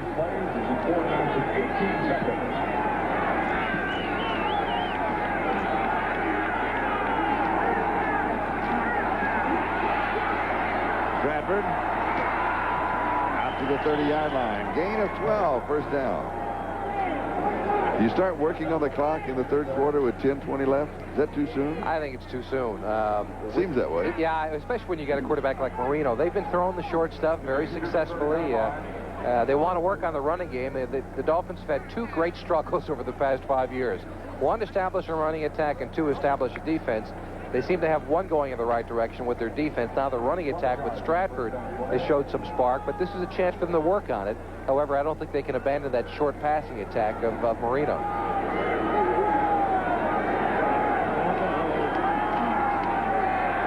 Marino's pass complete. Stratford has it. Pass complete to Lorenzo Hampton. Or was that Hampton? That was.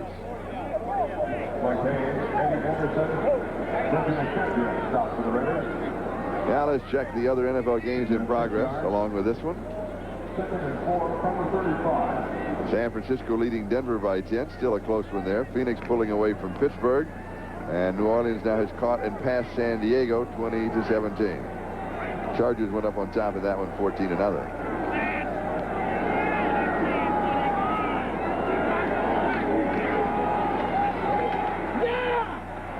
Stratford gets the call.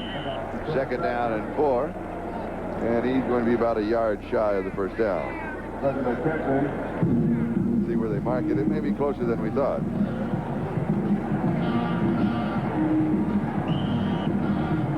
Close enough to take a measurement? Yes, they're going to bring the chains out. And Mark Duper is a name that continually seems to escape us this afternoon. Duper has not been involved in this offense at all. It's relied primarily, I get it out, on Stratford and on Mark Clayton. As you see, the Dolphins just about a half a football short. It'll be 3rd down and just that much for a first down. 3rd down and half a football? Just about. Clayton 6 for 86. And he takes over third spot on the Dolphin all-time pass receiving list, passing Mark Duper. They are neck and neck.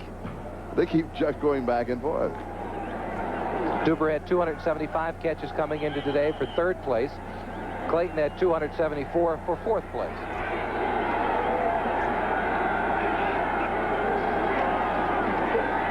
First down. Hampton got it.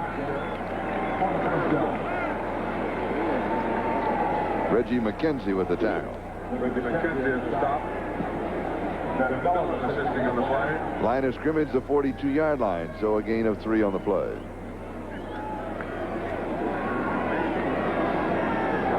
You questioned before what kind of an offense I think the Dolphins should run, Charlie. I think they stay with the running attack, the short passing game.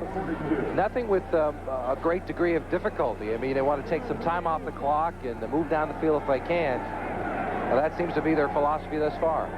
Can you let your momentum get away from you if you do that, if you get too conservative? Well, if you get too conservative, but they seem to be successful with this short passing attack. Incomplete. Farrell Edmonds, the tight end, the intended receiver. Farrell Edmonds is a good story. He came in third-round draft choice out of Maryland, big, strong. But they found out that his vision wasn't exactly what they wanted. They took him to an optometrist, and they put him on a program. They found out his eyesight is fine, but that the muscles surrounding the eye were not as strong as they wanted. So they put him into a vision program where he's been playing video games, that type of thing, focusing on an object, and it's helped his hand-eye coordination. He's been catching the ball much better. Playing video games? Focusing on an object. I'm not sure if maybe Pac-Man's not his favorite. Marino, 11 of 28, 148 yards. 50-yard line. Davenport pulls it in. And it's a gain of 8. It'll be third down and 2. What's your favorite video game? Let me wake you up. Stay alert. They didn't have many in Seoul, I got to tell you that. Interesting, when I was in China, in Beijing, they had them there, and the kids played them all the time. We could hardly get to them. It really griped me. All right, let's take a look at the rush of the Raiders. That's Weiss, number 90. Mike Weiss going around John Giesler, and he gets all of Dan Marino. Third down and 2. Good move. Stratford picks up the first down. That's the thing about Stratford. He doesn't have the great speed, but he has tremendous quickness, and he's a slashing type runner. As I mentioned earlier, he reminds me of a young Joe Gibbs. Also against the Vikings. A couple of really fine moves last week when he came underneath the tacklers that tried to come in high. Yeah, he made a play on a short passing play against the Vikings last week that was one of the best I've seen. He gives a leg, he takes it away. It's that old thought about a running back. Give him a leg and remove it. They spotted at the 47-yard line of Los Angeles, and it's a first down. Miami 24, the Raiders 7. And Davenport is dropped at the 50. So a loss of 3. It's going to be second down and 13. That means Marino will have to come out throwing. And that may be the first play that the Raiders have made in the backfield of the Dolphins. Thus far, it has been the Dolphins going upfield all the time. This is the first time if McCall beats the block inside of, who was that? It might have been Jeff Dellenbach, number 65. But the first time that the Dolphin offensive line has not controlled the line of scrimmage. Meanwhile, on this drive, the clock in the third quarter has gone down to 5 minutes and 43 seconds. Time remaining. And it's second down and 13. And we'll have jumping by the offensive line. And that's going to be an automatic 5 yards. As you know, tackle to tackle, once you go to the three-point stance, you can't move. And they called it on Roy Foster. Roy Foster is responsible for a rule change in the National Football League. Not this one, but he was one of the first offensive linemen to come out, and each week he would change his gloves to the color of the opposition's jersey. Smart man. Yes. He'd have maroon ones, and he'd have black ones, and he'd have brown ones, and orange ones. And then they changed the rules so that you have to have the same, you have to have the continuing color throughout. I mean, if he had black ones, that's okay, or white ones, whatever it is, but you've got to stay with him throughout the season. He has white ones. So he also played at USC with Marcus Allen. He has 40 tickets he bought today for his friends and relatives here at the Coliseum.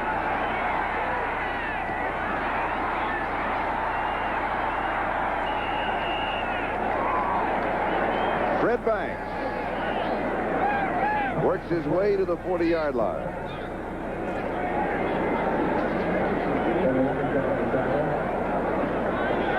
And that David Schul on the sideline trying to give a play to Fred Banks coming back in. Here's a look at it. A little bit of a rollout. This is to provide better protection for Marino. Just a short rollout. Banks with a good move on the sideline, working against Price again, number 38. Price getting a workout this afternoon. And, of course, this is the home field for the University of Southern California, the campus just across the boulevard. Any important alums here in the stadium for USA, Charlie? Yes.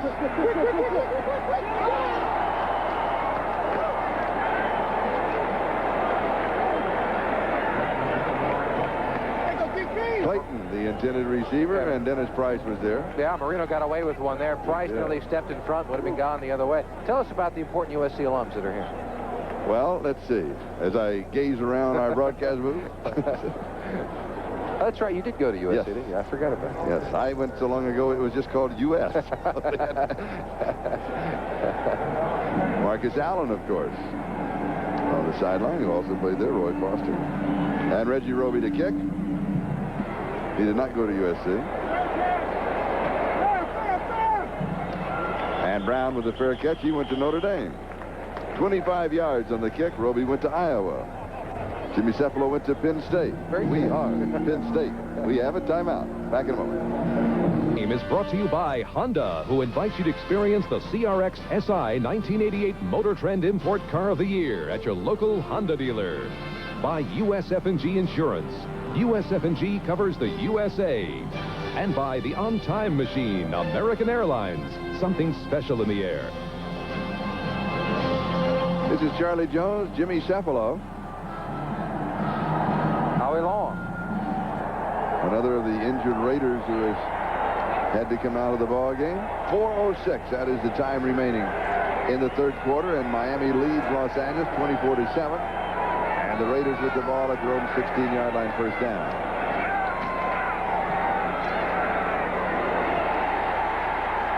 All alone is James Lofton. There wasn't anybody within 5 yards. He picks up 21 yards on the play. What happened? Well, Renee Thompson giving a lot of room over there on the corner. He's playing for the injured Paul Langford. And with a lead of 24-7, Thompson giving Lofton all the room he needs. Maybe a little bit too much. If I got it, you're right, Charlie. A 21-yard gain. He's backing up to 26, 27 yards. You got to try to approach it a little tougher than that, because Lofton can just turn into that possession receiver and take those 18, 19-yard outs. Then move down the field, get another touchdown. It'll be a different football game. And he's still got some of that speed left that he was so famous for. And he comes in motion. And Vance Mueller goes up the middle. I don't understand that call. Mark Brown and Offerdahl make the tackle. When you're down like this, don't you just have to come out throwing? I think so. The Dolphins just took off, 7 or 8 minutes on the clock, even though they didn't get any points out of it. That's going to be their game plan, the short passing, the little running attack. So the Raiders have got to take advantage of every possession they get here in this third quarter. And that running is just not going to get it. Because if they can score on this drive, they're now within 10 with a whole quarter to go. Now the game changes as far as the complexion is concerned, 2nd and 6. And the crowd getting into it. Really first time that this crowd's been into the ballgame. Rader with time, then he has pressure, and that's a good pass. That is a good pass. Trey Junkin should have made that reception. You don't like it? No, I don't. I think it's too dangerous. I thought he was throwing it away. He looked over to the flat, and I thought Junkin was well covered. I think he just threw it out of bounds. I still think he should have caught it. I'm glad you weren't my receiver coach down there. I got to tell you that.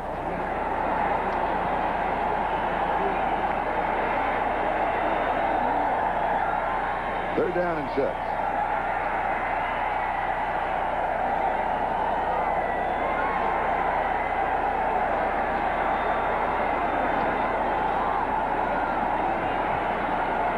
There it is. And Willie Galton cannot get to it. And had a step on the defender. It's what we mentioned earlier. Jay Schrader is just a tad off on those long passes. He needed a training camp with these receivers. Yes, he had one in Washington, but it's different with the speed that these people have. And Galt, as you see, has got all the speed in the world, but not that much in between the two defenders for the Dolphins. Got behind Rodney Thomas. Jeff Gossett now to kick.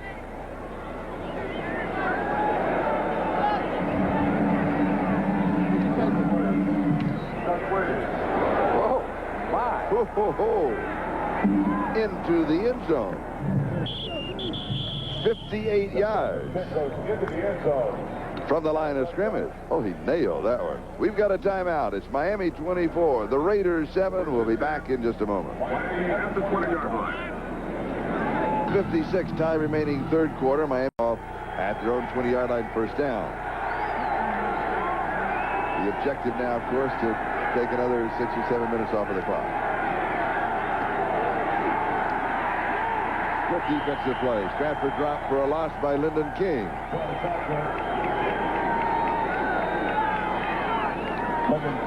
Week number 6 headliners. Ickey Woods, 29 carries, 139 yards, 2 touchdowns. The Bengals are now 6-0, defeating the Jets. They remember Ickey Woods from Nevada, Las Vegas when we did the Hula Bowl last year. Everybody said, who is Ickey? And it's Ickey Woods. We're finding out who he is now. And there was a second one on that page that we cleverly just slid by. And the quarterback woes continue. McMahon, Fago, Carlson, Chandler Long, all leaving the game with injuries. And you get the Greg Bell story. 155 yards as the Rams defeated the Falcons. Second and 13. Pass is complete at the 21-yard line to Farrell Edmonds.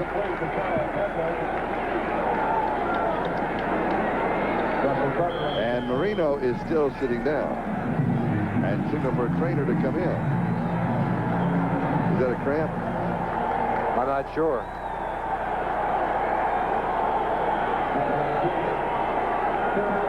He's pointing to his calf. It may be, Charlie. It's so hard to speculate. But he's not grimacing like it's a major injury. We will have a report when we get back. We've got a timeout, and we'll be back in just a moment.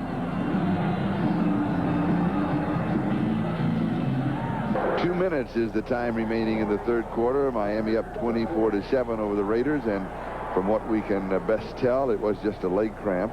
Now, Jaworski will come in at least for one play. Otherwise, he'd have to be charged with a timeout. And that was the preliminary notice we received from the bench that it was just a leg cramp. I think all of Miami is holding its collective breath. He's just fine. But he wasn't grimacing like it was, and the foot gets locked out, and it's happened to a lot of people, and it's hard to get them out. Yeah, it's painful, too. It's not serious, obviously, but it's very painful, and it happens often in this kind of heat. We started this football game, it was 97 degrees, and so 104 degrees. 104, you're absolutely right. 97 during rehearsal. Right, it went up to 104, and you can imagine a lot of fluids being lost on the field. But it's a dry heat. The humidity is very low.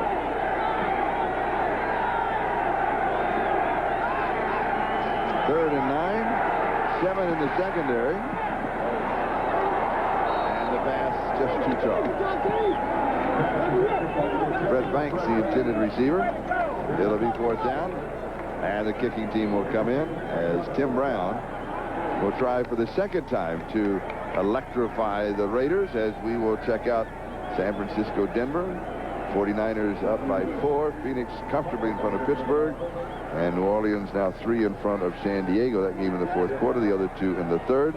And we're in the third quarter here now with 1:45. Brown could give excellent field position to the Raiders. Good kick. He has to backpedal all the way to the 28-yard line.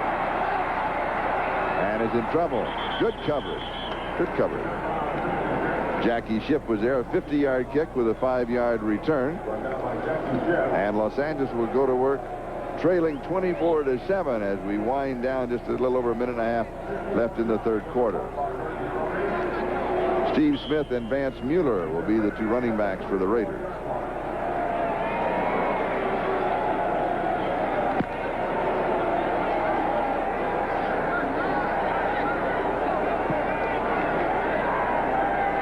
Report on Dan Marino, a bit of dehydration. They're going to ice down both of the calves.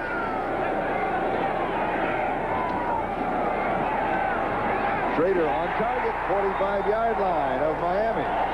And it's Herman Fernandez who pulls it in. Fernandez came into this game averaging 25.1 yards a catch. People forget that he had a great career in the Canadian Football League, was their leading receiver during the 80s. Schrader on target, and this time he's found a receiver who's going to hang on to the football, threading in between the zone. The Dolphins will keep in that zone coverage to try and force the Raiders and Schrader to throw around it. But Fernandez, big, strong, and he's on his way possibly to another 100-yard game. He has turned into their most effective receiver on the year. Picks up 21 yards in the first down, 45-yard line of Miami. Steve Smith. 5 yards to the 40. Second down and 5. And now for an update, let's go to New York and Gail Gardner. Gail? Charlie in Phoenix, the Cardinals looking for their 4th straight win. Neil Lomax, 13 yards to J.T. Smith for Lomax's 3rd touchdown pass of the day. 31-7 Phoenix over Pittsburgh. Let's go back to Charlie and Jimmy in L.A. Sounds like a movie. It does, Charlie and Jimmy in L.A. And we're waiting on Gail and her prediction in the NFC team, right? That's right, we are. That's right. Yeah, maybe it's Phoenix. No, you don't think We'll have to ask. All right. We'll have to ask. Here's the scramble. And they're going to rule the ball dead as he hits the ground at the 35-yard line. Offerdahl was there, and this is close to the first down marker. So let's see where the officials spot the ball. And this also could change the entire complexion of this game. If the Raiders are able to score here, as you mentioned, Charlie, they'd be down by 10. If they can get it before the 4th quarter begins, that's certainly doable. Down 24-0 at the half. But if you score 14 in the 3rd quarter, then you start believing that you can get it done. Meanwhile, on that play, time has run out in the 3rd quarter, but the chains are now coming out for the measurement. And then as soon as they have the measurement and we have the results, we're going to be going away to our local stations, and it is a first down. And that is the end of the 3rd quarter. The score is 24-7 Miami, and we'll be back after these messages from your local station. This is Charlie Jones and Jimmy Cephalo. Statistics through 3 quarters there. They're becoming closer. Yeah, they got a lot closer. What's not reflected in these statistics is the fact that it's the Dolphin defense that turned 17 points and put it on the scoreboard here. Their offense has not performed as well as they would like. And the Raiders in this 3rd quarter, turned it around and statistically won the 3rd quarter, but have only put 7 points on the board thus far. Hobley with the fumble recovery in for the score, then Jarvis Williams and Don McNeil with the 2 interceptions leading the scores. Here's the reverse to Tim Brown.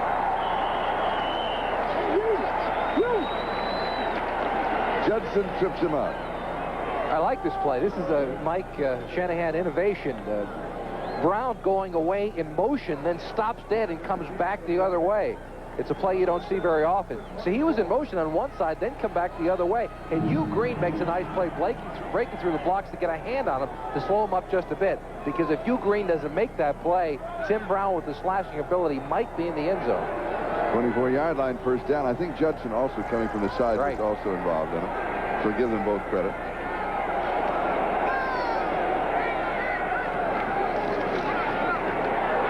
This time it is all Hugh Green. That is the first sack of the ball game for the Dolphins defense. They're 15th on the year. And the Dolphins had a few people coming that time. Jarvis Williams, number 26, was coming. There you see lined up on the corner. And Hugh Green also goes running over the tackle on the inside. That's 72 Don Mosbar, who fails to get it done. And Hugh Green, it seems like he's back in form. 2nd and 16, the ball out at the 30-yard line. 3 wide receivers, Galt, Brown, and Fernandez.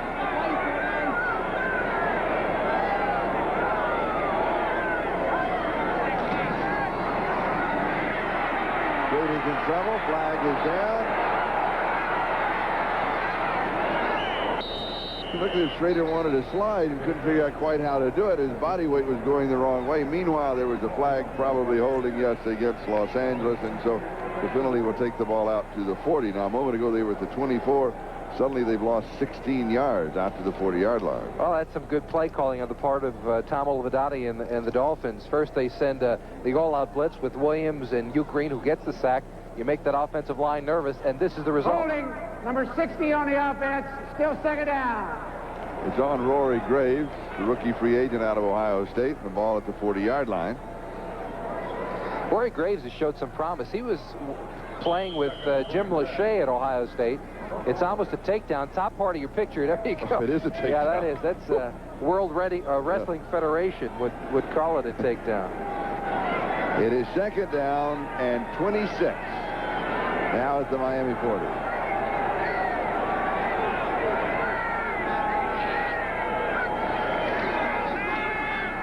Oh, subtle pass underneath to Brown. Didn't fool anybody. A couple of yards, maybe 3 yards. Let's call it third down and 23. Hugh Green and Eric Kumaro of Ohio State, #1 draft choice. How's he been playing? The Dolphins have not been really pleased with their playing. Kumaro, the #1 choice, came in and did not perform up to their expectations. They first thought about using him like they used A.J. Dewey once upon a time, both as a down lineman, as a stand-up linebacker, but he was confused as a young player, and so he's just a down lineman now. Had his first sack a week ago against the Vikings.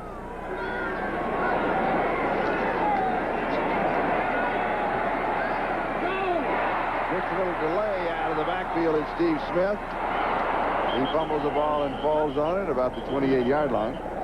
He'll pick up 9. There's a flag on the play at the 31-yard line.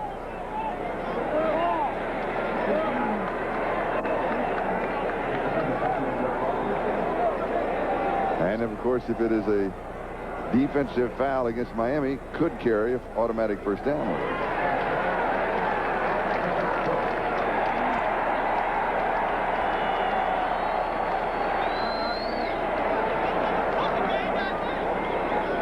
Quarterbacks always like to help out the officiating.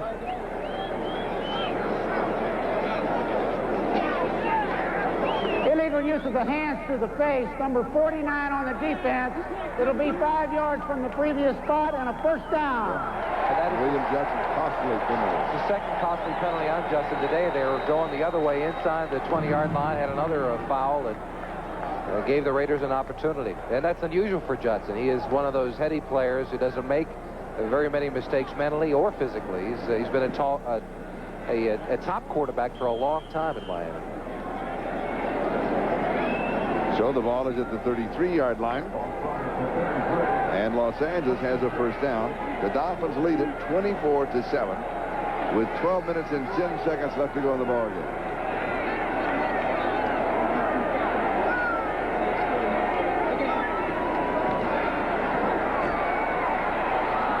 Incomplete. The pass was high. Fernandez was open.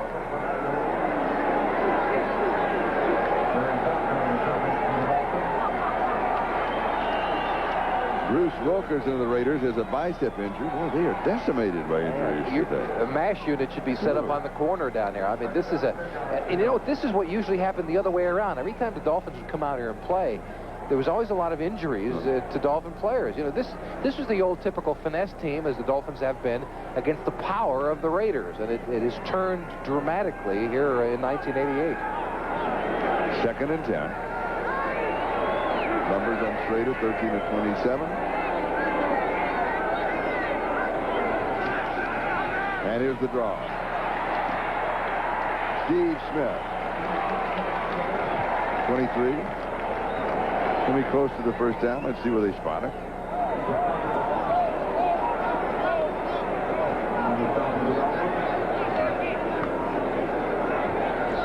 You may want to take a look at this.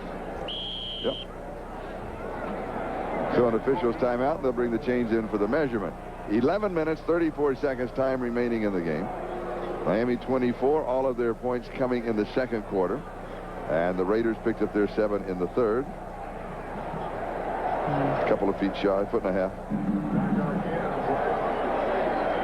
So it'll be third down. Games in progress. San Francisco in front of Denver now 13-6. That's been a close ball game. Phoenix out in front of Pittsburgh, and New Orleans now has added 3 more, and they lead San Diego by 6. But San Diego apparently playing a better game than people expected against the Saints. Charlie, this is a perfect position for the Raiders to go play action fake in the pass downfield. Down by 17 points, you're thinking touchdown, not field goal, so you're going to go for it on 4th down anyway. They need to pick up a touchdown. They need to do it quickly. It's a perfect opportunity for them. And a formation that looks as if you're going to just run for it. And a quarterback sneak. Not very imaginative. No, it really isn't. I thought it, yeah. Yeah, it's a perfect situation. Yeah, I mean, that's the spot you want to do it in. Play action fake over the top. Go to one of your fast receivers or a Mueller who's got a great deal of speed for a big running back. But instead they settle for simply picking up the 1st down. To the 22-yard line.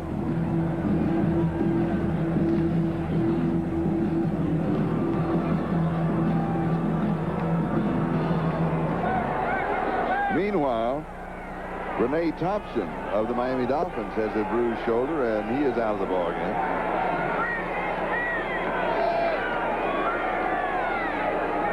First down at the Miami 22. Almost as if he wanted to set up a screen. And the pass is complete. Trey Junkin pulled it in. Mark Brown with the tackle. And how the Raiders are missing Todd Christensen for his ability as a possession receiver in this offense. He's the man that Schrader likes to go to. All Raider quarterbacks throughout the last few years love to go to him in this kind of a situation inside the 20-yard line. But he is out with an injured knee and will not be back maybe for a couple of weeks. And we're moving on the 10-minute mark, time remaining in the game. Schrader, end zone, incomplete. Fernandez, the intended receiver. Rodney Thomas had the coverage. It'll be 3rd down and 1. Back at the 13-yard line. 2 problems there. Fernandez did not run a very good pattern. When you've got man-to-man coverage down there and you're going to throw that little fade pass, the one where they lob it to the corner of the end zone, you've got to make the defensive back move in one direction or another. If you just jog toward the end zone, it doesn't work. And the Raiders have scored 51 fourth-quarter points, most in the NFL. So this has been their big quarter. Schrader, 14 of 29, 168 yards. Similar situation now. The Raiders 3rd and short have 2 opportunities to go for this. Maybe the pass here. Little play-action fake. All alone. Feeds the hands, 13 yards and a touchdown.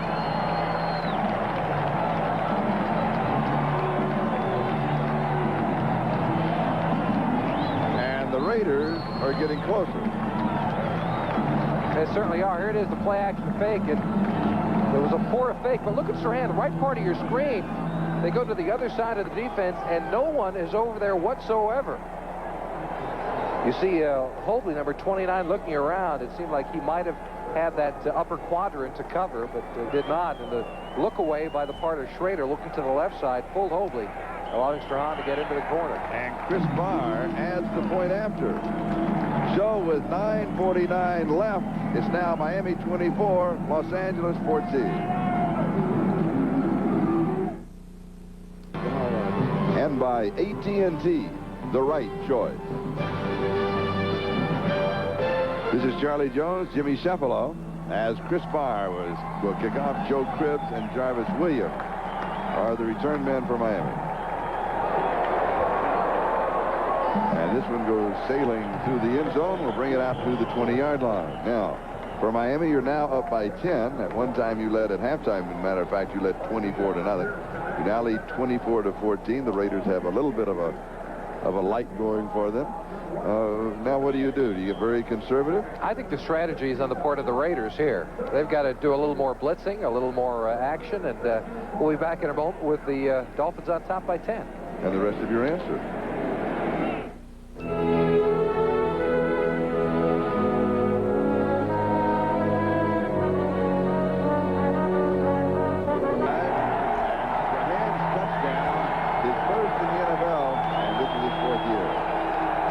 Here, 50,751 with 4,300 no-shows.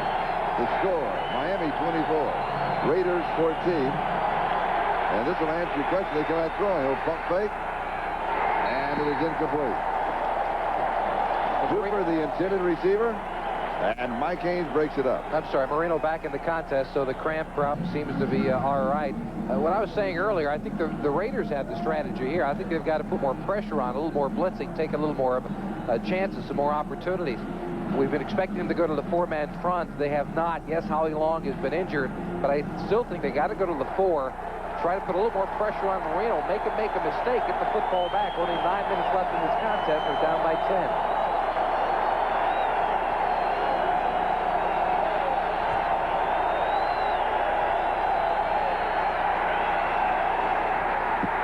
Stratford, no gain. Reggie McKenzie brings him down. 3rd down and 10 at the 20-yard line. Now, one play separates the Raiders from the football.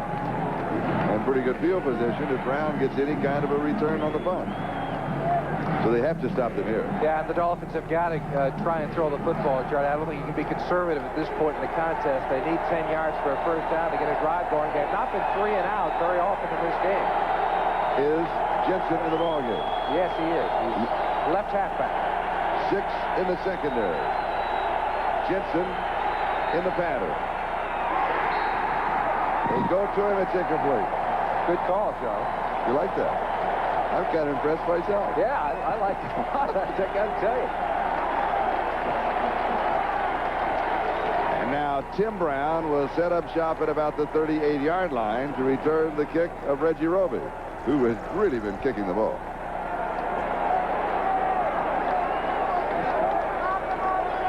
.2-yard average. His longest is 64.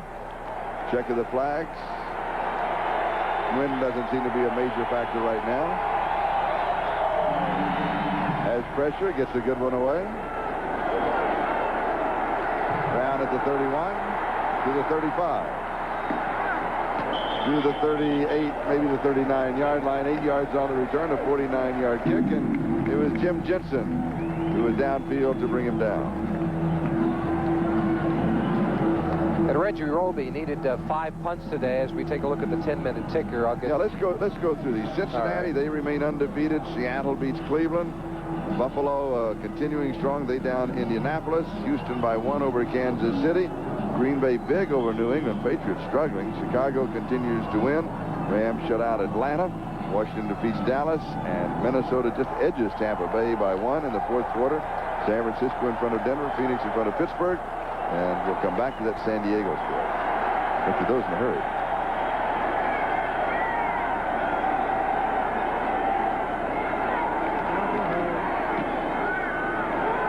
The reverse to Brown.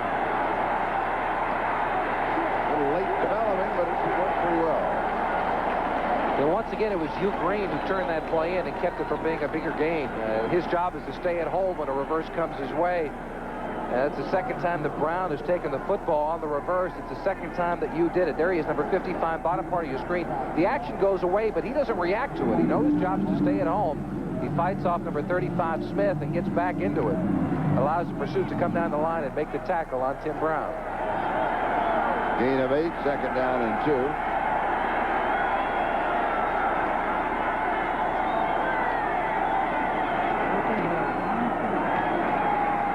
Down 46-yard line of Miami. Gain of 7. Steve Smith the ball carrier, so Shea with the tackle.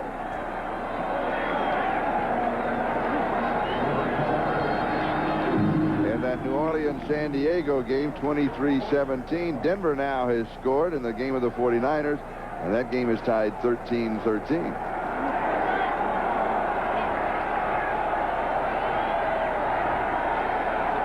Here are the scores: Miami 24 and the Raiders 14. 7 minutes, 10 seconds left to go. Schrader throws, man is open, overthrows it, and is intercepted. Rodney Thomas has the interception on the return to the 40. Inside the 30-yard line. Andy Parker finally stops him. That is the third interception that Schrader has served up. And that was a bad throw. Schrader had the receiver wide open on the far side from us, Charlie. It would have been a big gainer. Galt was wide open. Thomas was well off, maybe 10, 15 yards behind. And yet it was Schrader who overthrows the receiver Galt and gives really an easy interception to Rodney Thomas. And a 48-yard return. So Miami now has the ball on the Los Angeles 30-yard line, first down. 6:55 left to go. And that could well close the door on any Raider comeback.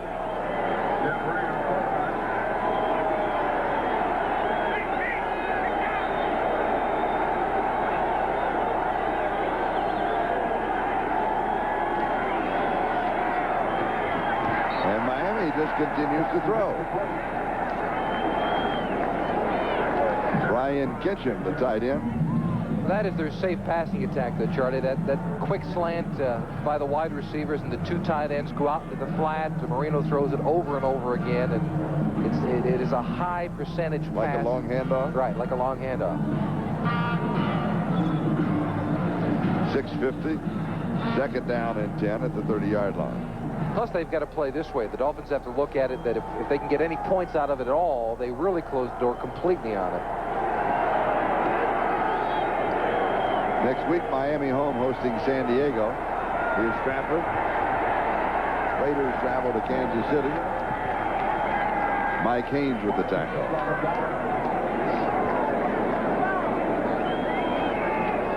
No gain on the play.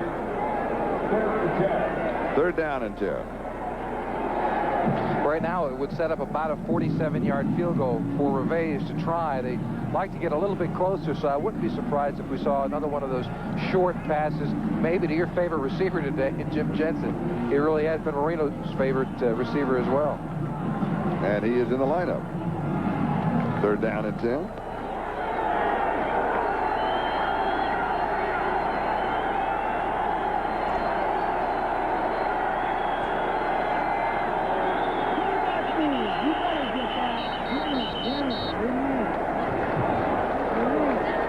Meanwhile, I was watching Jensen. He was staying in the block that time. Delay by the offense. Still third down. And that takes them out of field goal range, Charlie. That means a 52-yard field goal, and unless the Dolphins can come up with some yardage here, that's going to be a costly mistake for them. So take the ball back to the 35-yard line, and it's third down and 15. And 5:55 time remaining in the game.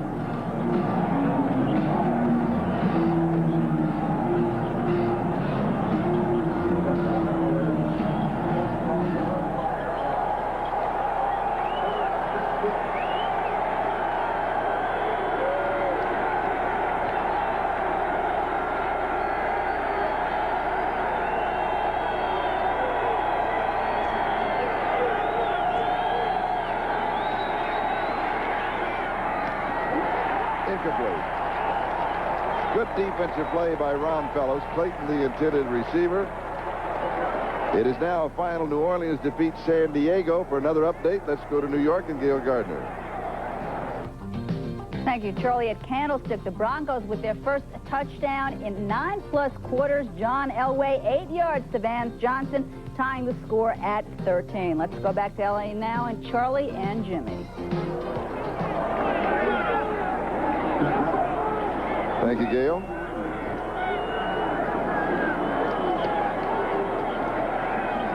Tim Brown is the return man, but Roby will be going for the corner.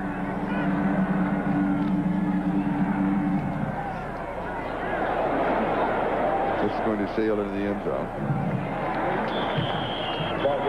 So with the touchback, we'll bring it out to the 20-yard line with 5 minutes and 12 seconds left to go. 35 yards on the kick. Miami leads it 24-14. This game is the property of the National Football League, the Los Angeles Raiders and Denver Broncos, all rights reserved. This telecast presented by authority of the National Football League, intended for the private use of our audience. Any rebroadcast or other use of this telecast without the express written consent of the Los Angeles Raiders and the National Football League is prohibited. The Raiders from the 20-yard line. Schrader's pass complete at the 26 to Vance Mueller. Hugh Green was there with the coverage. And it'll be 2nd down and 4. And this should be a 2-minute offense on the part of the Raiders. Yes, there's 5 minutes left to go in this game, but down by 10 points. They've got to get this possession out of the way with some points or this contest is over.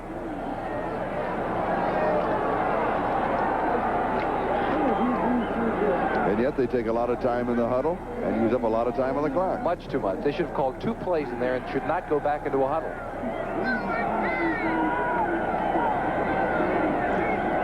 And again, using up even more time on the clock. It is complete at the 50-yard line. And now you've really got to hurry as Lofton pulls it in 24 yards. Rodney Thomas with the stop. First down at the 50.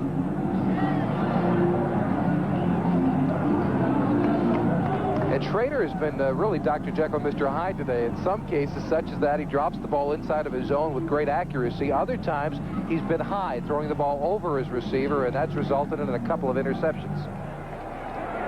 Meanwhile, 3 minutes and 50 seconds time remaining as the clock just continues on its inexorable march to 0-0.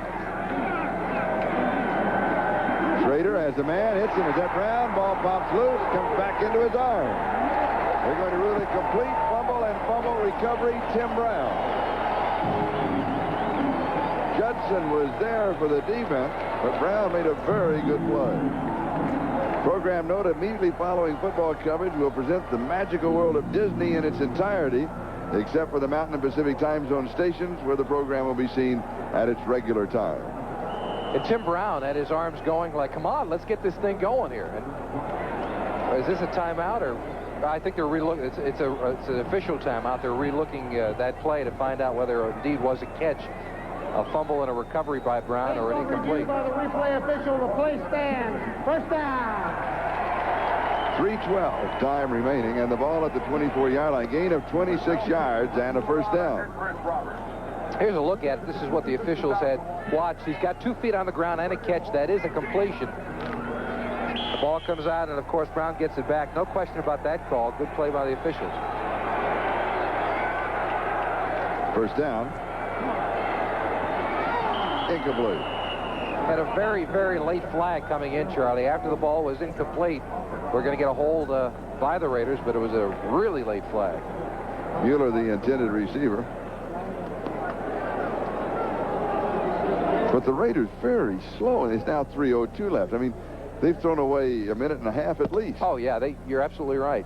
Holding, number 73 on the offense, still first down. It's on Charlie Hanna.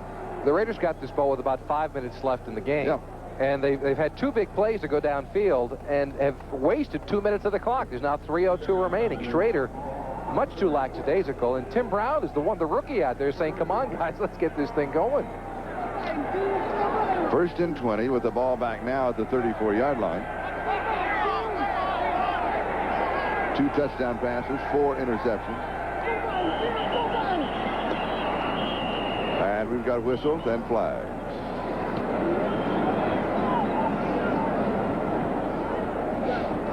False start by the offense. 5 yards, still first down. So the ball goes out to the 39-yard line, and it's first down and 25. Just a moment ago, it was the first down at the 24. Now it's first and 25 at the 39. So the Raiders are shooting themselves in the foot. They have self-destructed here in this portion of the game. Played well enough in the 3rd quarter and started to get a spark in the 4th, but they're just wasting too much time.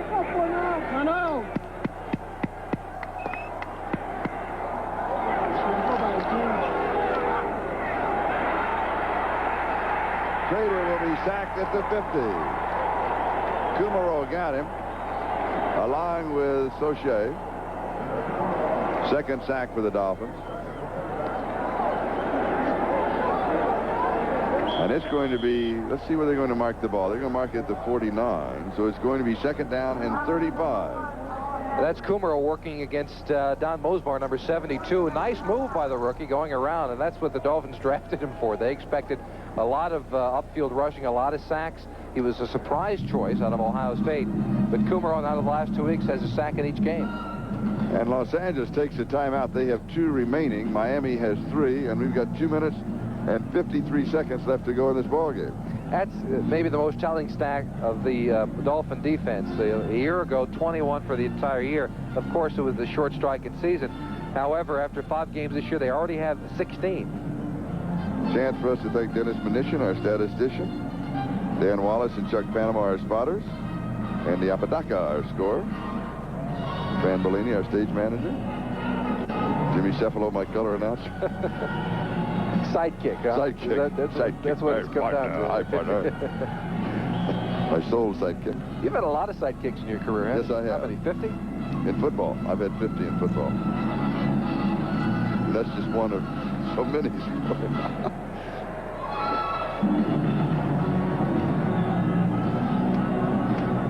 Who was the first one?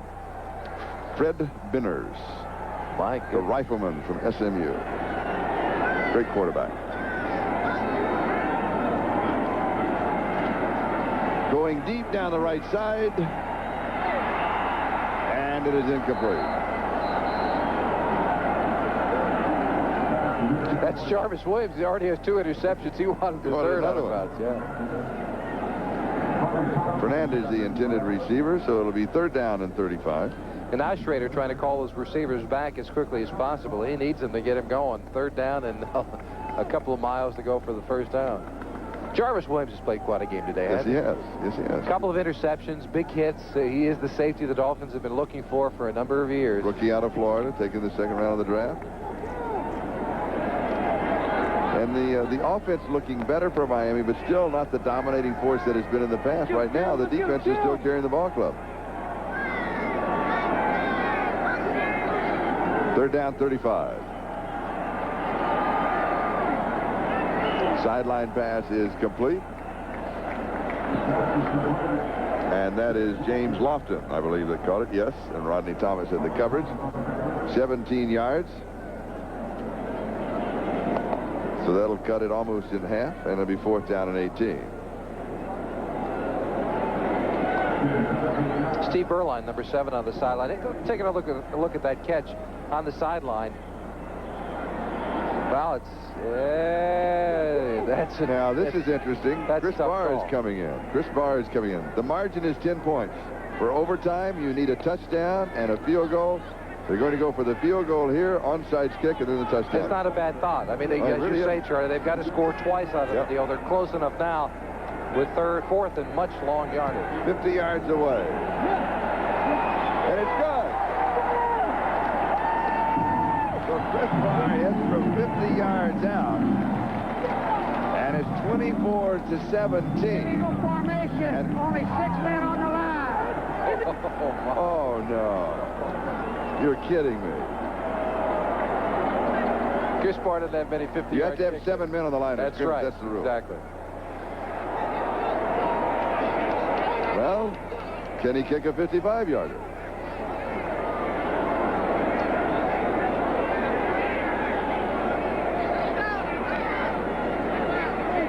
You might as well give it another shot. I mean, How was the distance? Distance was good. He had it by a few yards. Okay. Only 6 men on the line, which is an illegal formation. It's 5 yards, and it's still 4th down.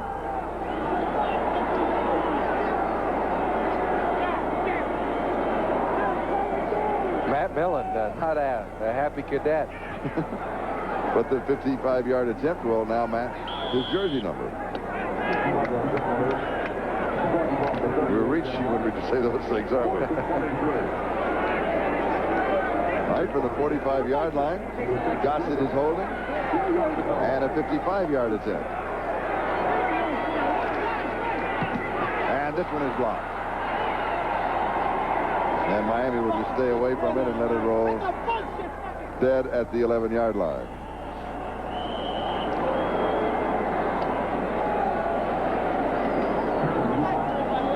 Was it Jeff Cross that got it? We believe it was Jeff Cross that got the block, but we're not 100% sure.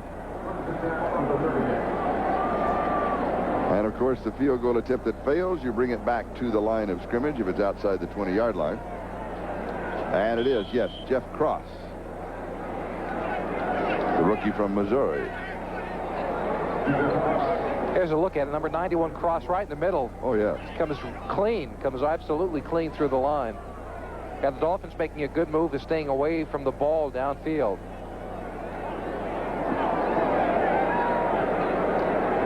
And the line of scrimmage, the 38-yard line. And a fumble on the snap.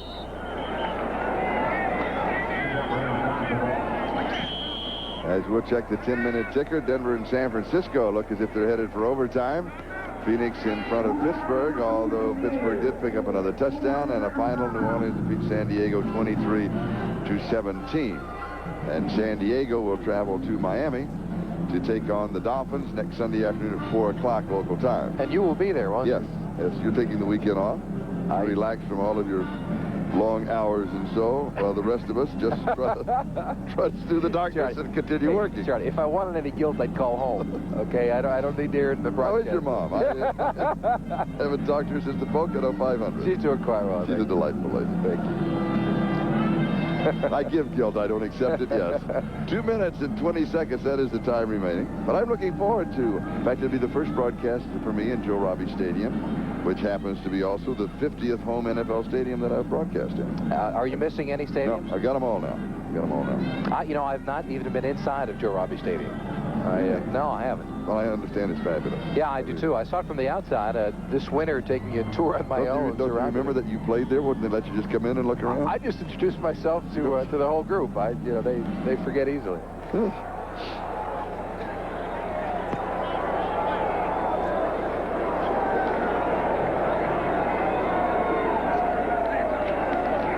Second down. Davenport gets the call, and a scramble for the football. That's Greg Townsend that's trying to pull it away. And Greg Townsend was nearly close enough to take that handoff. He shot a gap and didn't get blocked by anyone. And the Raiders will stop the clock with a timeout. 2:14 left to go. Next Saturday, NBC Sports is proud to begin its coverage of autumn's premier sporting event, and actually its second premier sporting event. The first one was in Korea, and this will be the second one, the World Series. Baseball's 85th Fall Classic. The World Series is home on Saturday, October the 15th, only on NBC. Look forward to that. It's always I really enjoy the World Series. Yeah, I do too. It's interesting. I think the World Series, this is, I follow baseball anyway, but I think the World Series is a lot like the Olympics. I mean, you have people that watch the World Series like you watch the Olympics who are not necessarily all that interested, like in baseball, or that interested in swimming or diving, track and field. It's a happening. It's a happening. You know what it reminds me? And you're going to be there. You're going to be doing some of the coverage, I understand. Well, I'll be there for the Today Show. Right. I'll go there and I'll be out do some working in the Don't have too tough of a time. Hinterlands. You'll be in Miami, Joe Robbie Stadium in the sunshine. Not all that bad. No, tough assignment. That's right. Side of the Super Bowl, by the way, and yes, we, of course, which is also on NBC. You'll be there for the Super Bowl. I hope. Of course you will. Of course you will. I'll be in Palm Springs for the Senior Skins. You've got to be somewhere. Now that we've promoted the second half of the year for NBC, Lorenzo Hampton is finally pulled down out of bounds. Yeah, but he's got to step out. He's got to fall down in that situation and hit the ground. Never mind. The yardage does not matter after you get the first down. Just stay in bounds. And he's not a happy man either. And he does have the first down. Well, it was a long way for that first down, though. He needed to pick up 15, and he did. And we have 2 minutes and 7 seconds left. The margin is 10 points. No, excuse me, the margin is 7 points. The margin is 10 points. You're right, after the Chris Barfield that was taken away because I had put that down, and now we must take it away.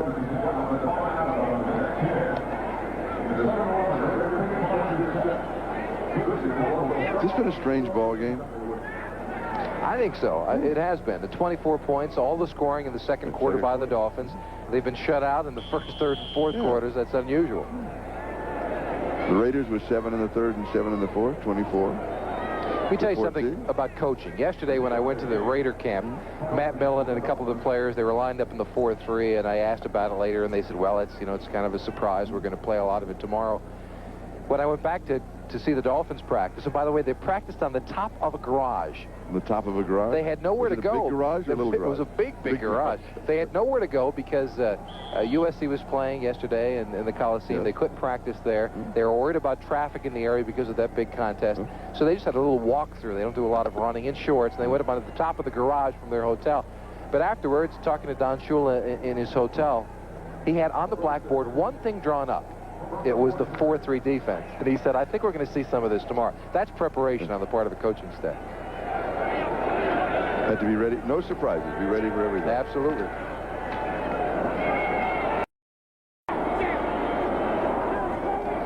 Matt Millen, not a happy cadet. But the 55-yard attempt will now match his jersey number. We're reaching when we say those things, aren't we? Right for the 45-yard line. Gossett is holding. And a 55-yard attempt. And this one is blocked. And Miami will just stay away from it and let it roll dead at the 11-yard line.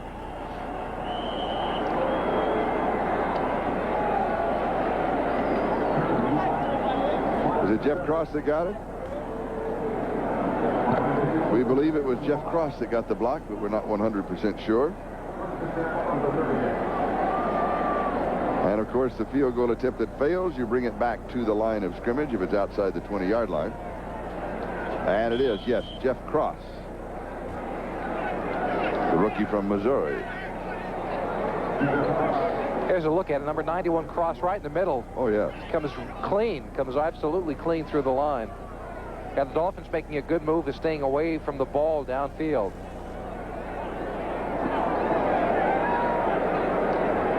And the line of scrimmage, the 38-yard line. And a fumble on the snap.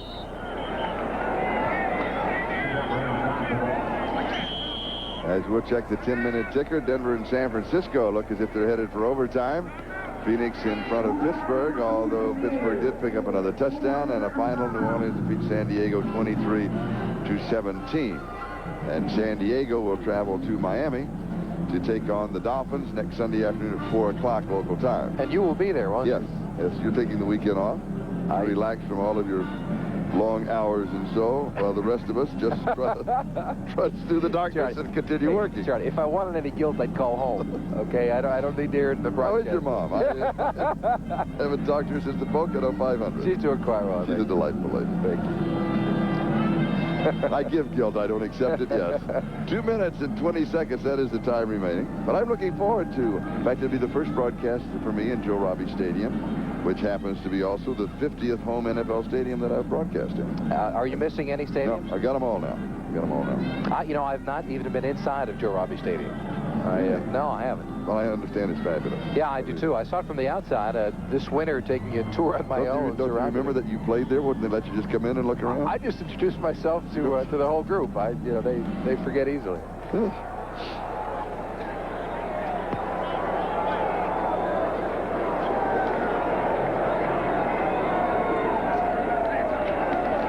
Second down. Davenport gets the call and a scramble for the football. That's Greg Townsend that's trying to pull it away.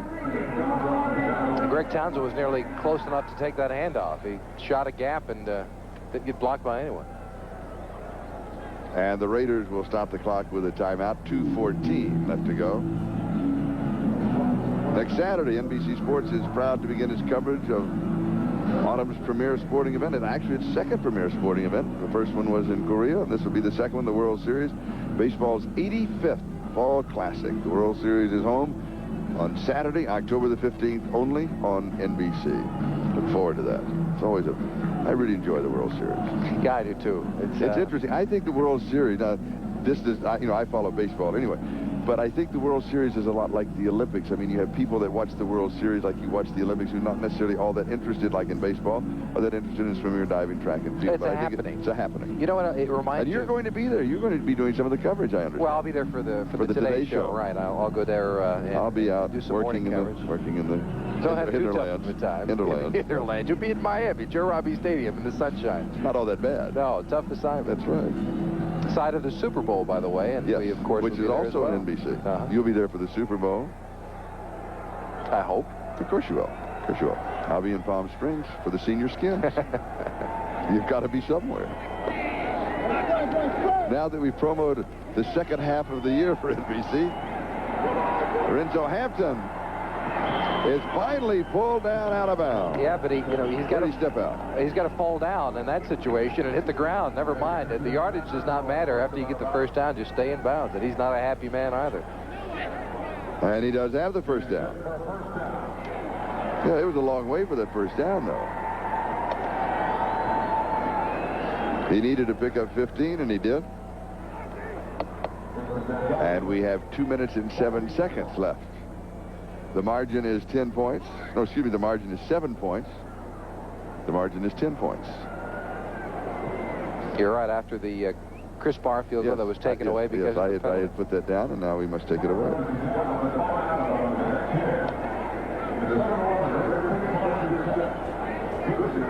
Has this been a strange ball game? I think so. It has been. The 24 points, all the scoring in the second quarter by the Dolphins. They've been shut out in the first, third, and fourth quarters. That's unusual. The Raiders were 7 in the third and 7 in the fourth, 24. Let me tell you something about coaching. Yesterday when I went to the Raider camp, Matt Millen and a couple of the players, they were lined up in the 4-3, and I asked about it later, and they said, well, it's kind of a surprise. We're going to play a lot of it tomorrow. When I went back to see the Dolphins practice, and by the way, they practiced on the top of a garage. On the top of a garage? They had nowhere to go. Big garage or a little garage? It was a big garage. They had nowhere to go because USC was playing yesterday in the Coliseum. They couldn't practice there. They were worried about traffic in the area because of that big contest. So they just had a little walkthrough. They don't do a lot of running in shorts, and they went up on the top of the garage from their hotel. But afterwards, talking to Don Shula in his hotel, he had on the blackboard one thing drawn up. It was the 4-3 defense. And he said, I think we're going to see some of this tomorrow. That's preparation on the part of the coaching staff. Have to be ready. No surprises. Be ready for everything. Absolutely. Hampton.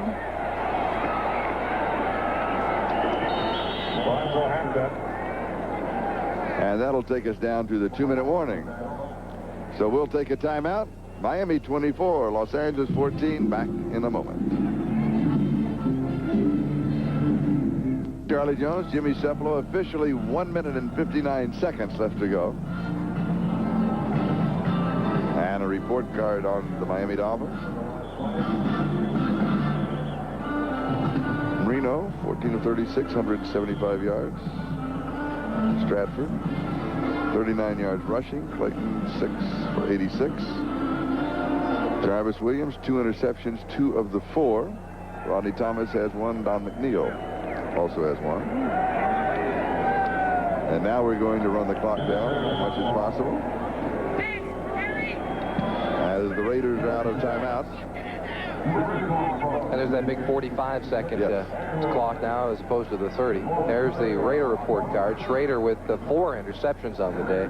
That wipes out his 254 yards passing, certainly. Team rushing only 78 yards. They missed Marcus Allen, unable to play in this ball game. I think all of Fernandez's receiving yards came in the second half, did it not? That third quarter, he had a big third quarter. I believe you're right. Fernandez, probably the most productive Raider receiver they've had this year.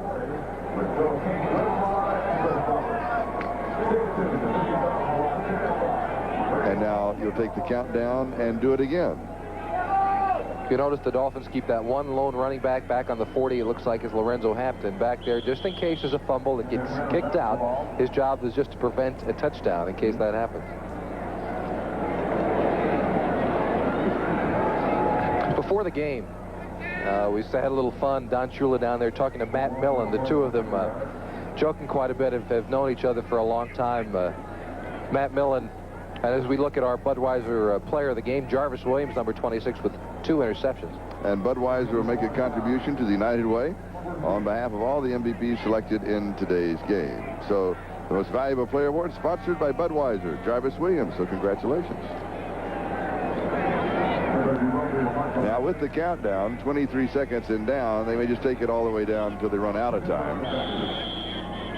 And that'll stop the clock. Or they're going to take a timeout. No, they're going to get called for a delay of game. Delay the offense. And while we regroup here, we'll go away for just a moment, and we will return. That's a promise. Reggie Roby with the punt. Tim Brown wanted it to go into the end zone, and he gets off another good one. It's 55 yards, but look what happens at the end of it. You would think it would go into the end zone. No, it does a right-hand turn, and it goes out of bounds at the 6-yard line, and we have still 5 seconds left. When things are going right, they're going right. We now have a final in on the Pittsburgh-Phoenix game, and it is the Phoenix Cardinals 31, Pittsburgh 14. That's now final. And the last gasp effort. The 3-deep secondary is out near midfield.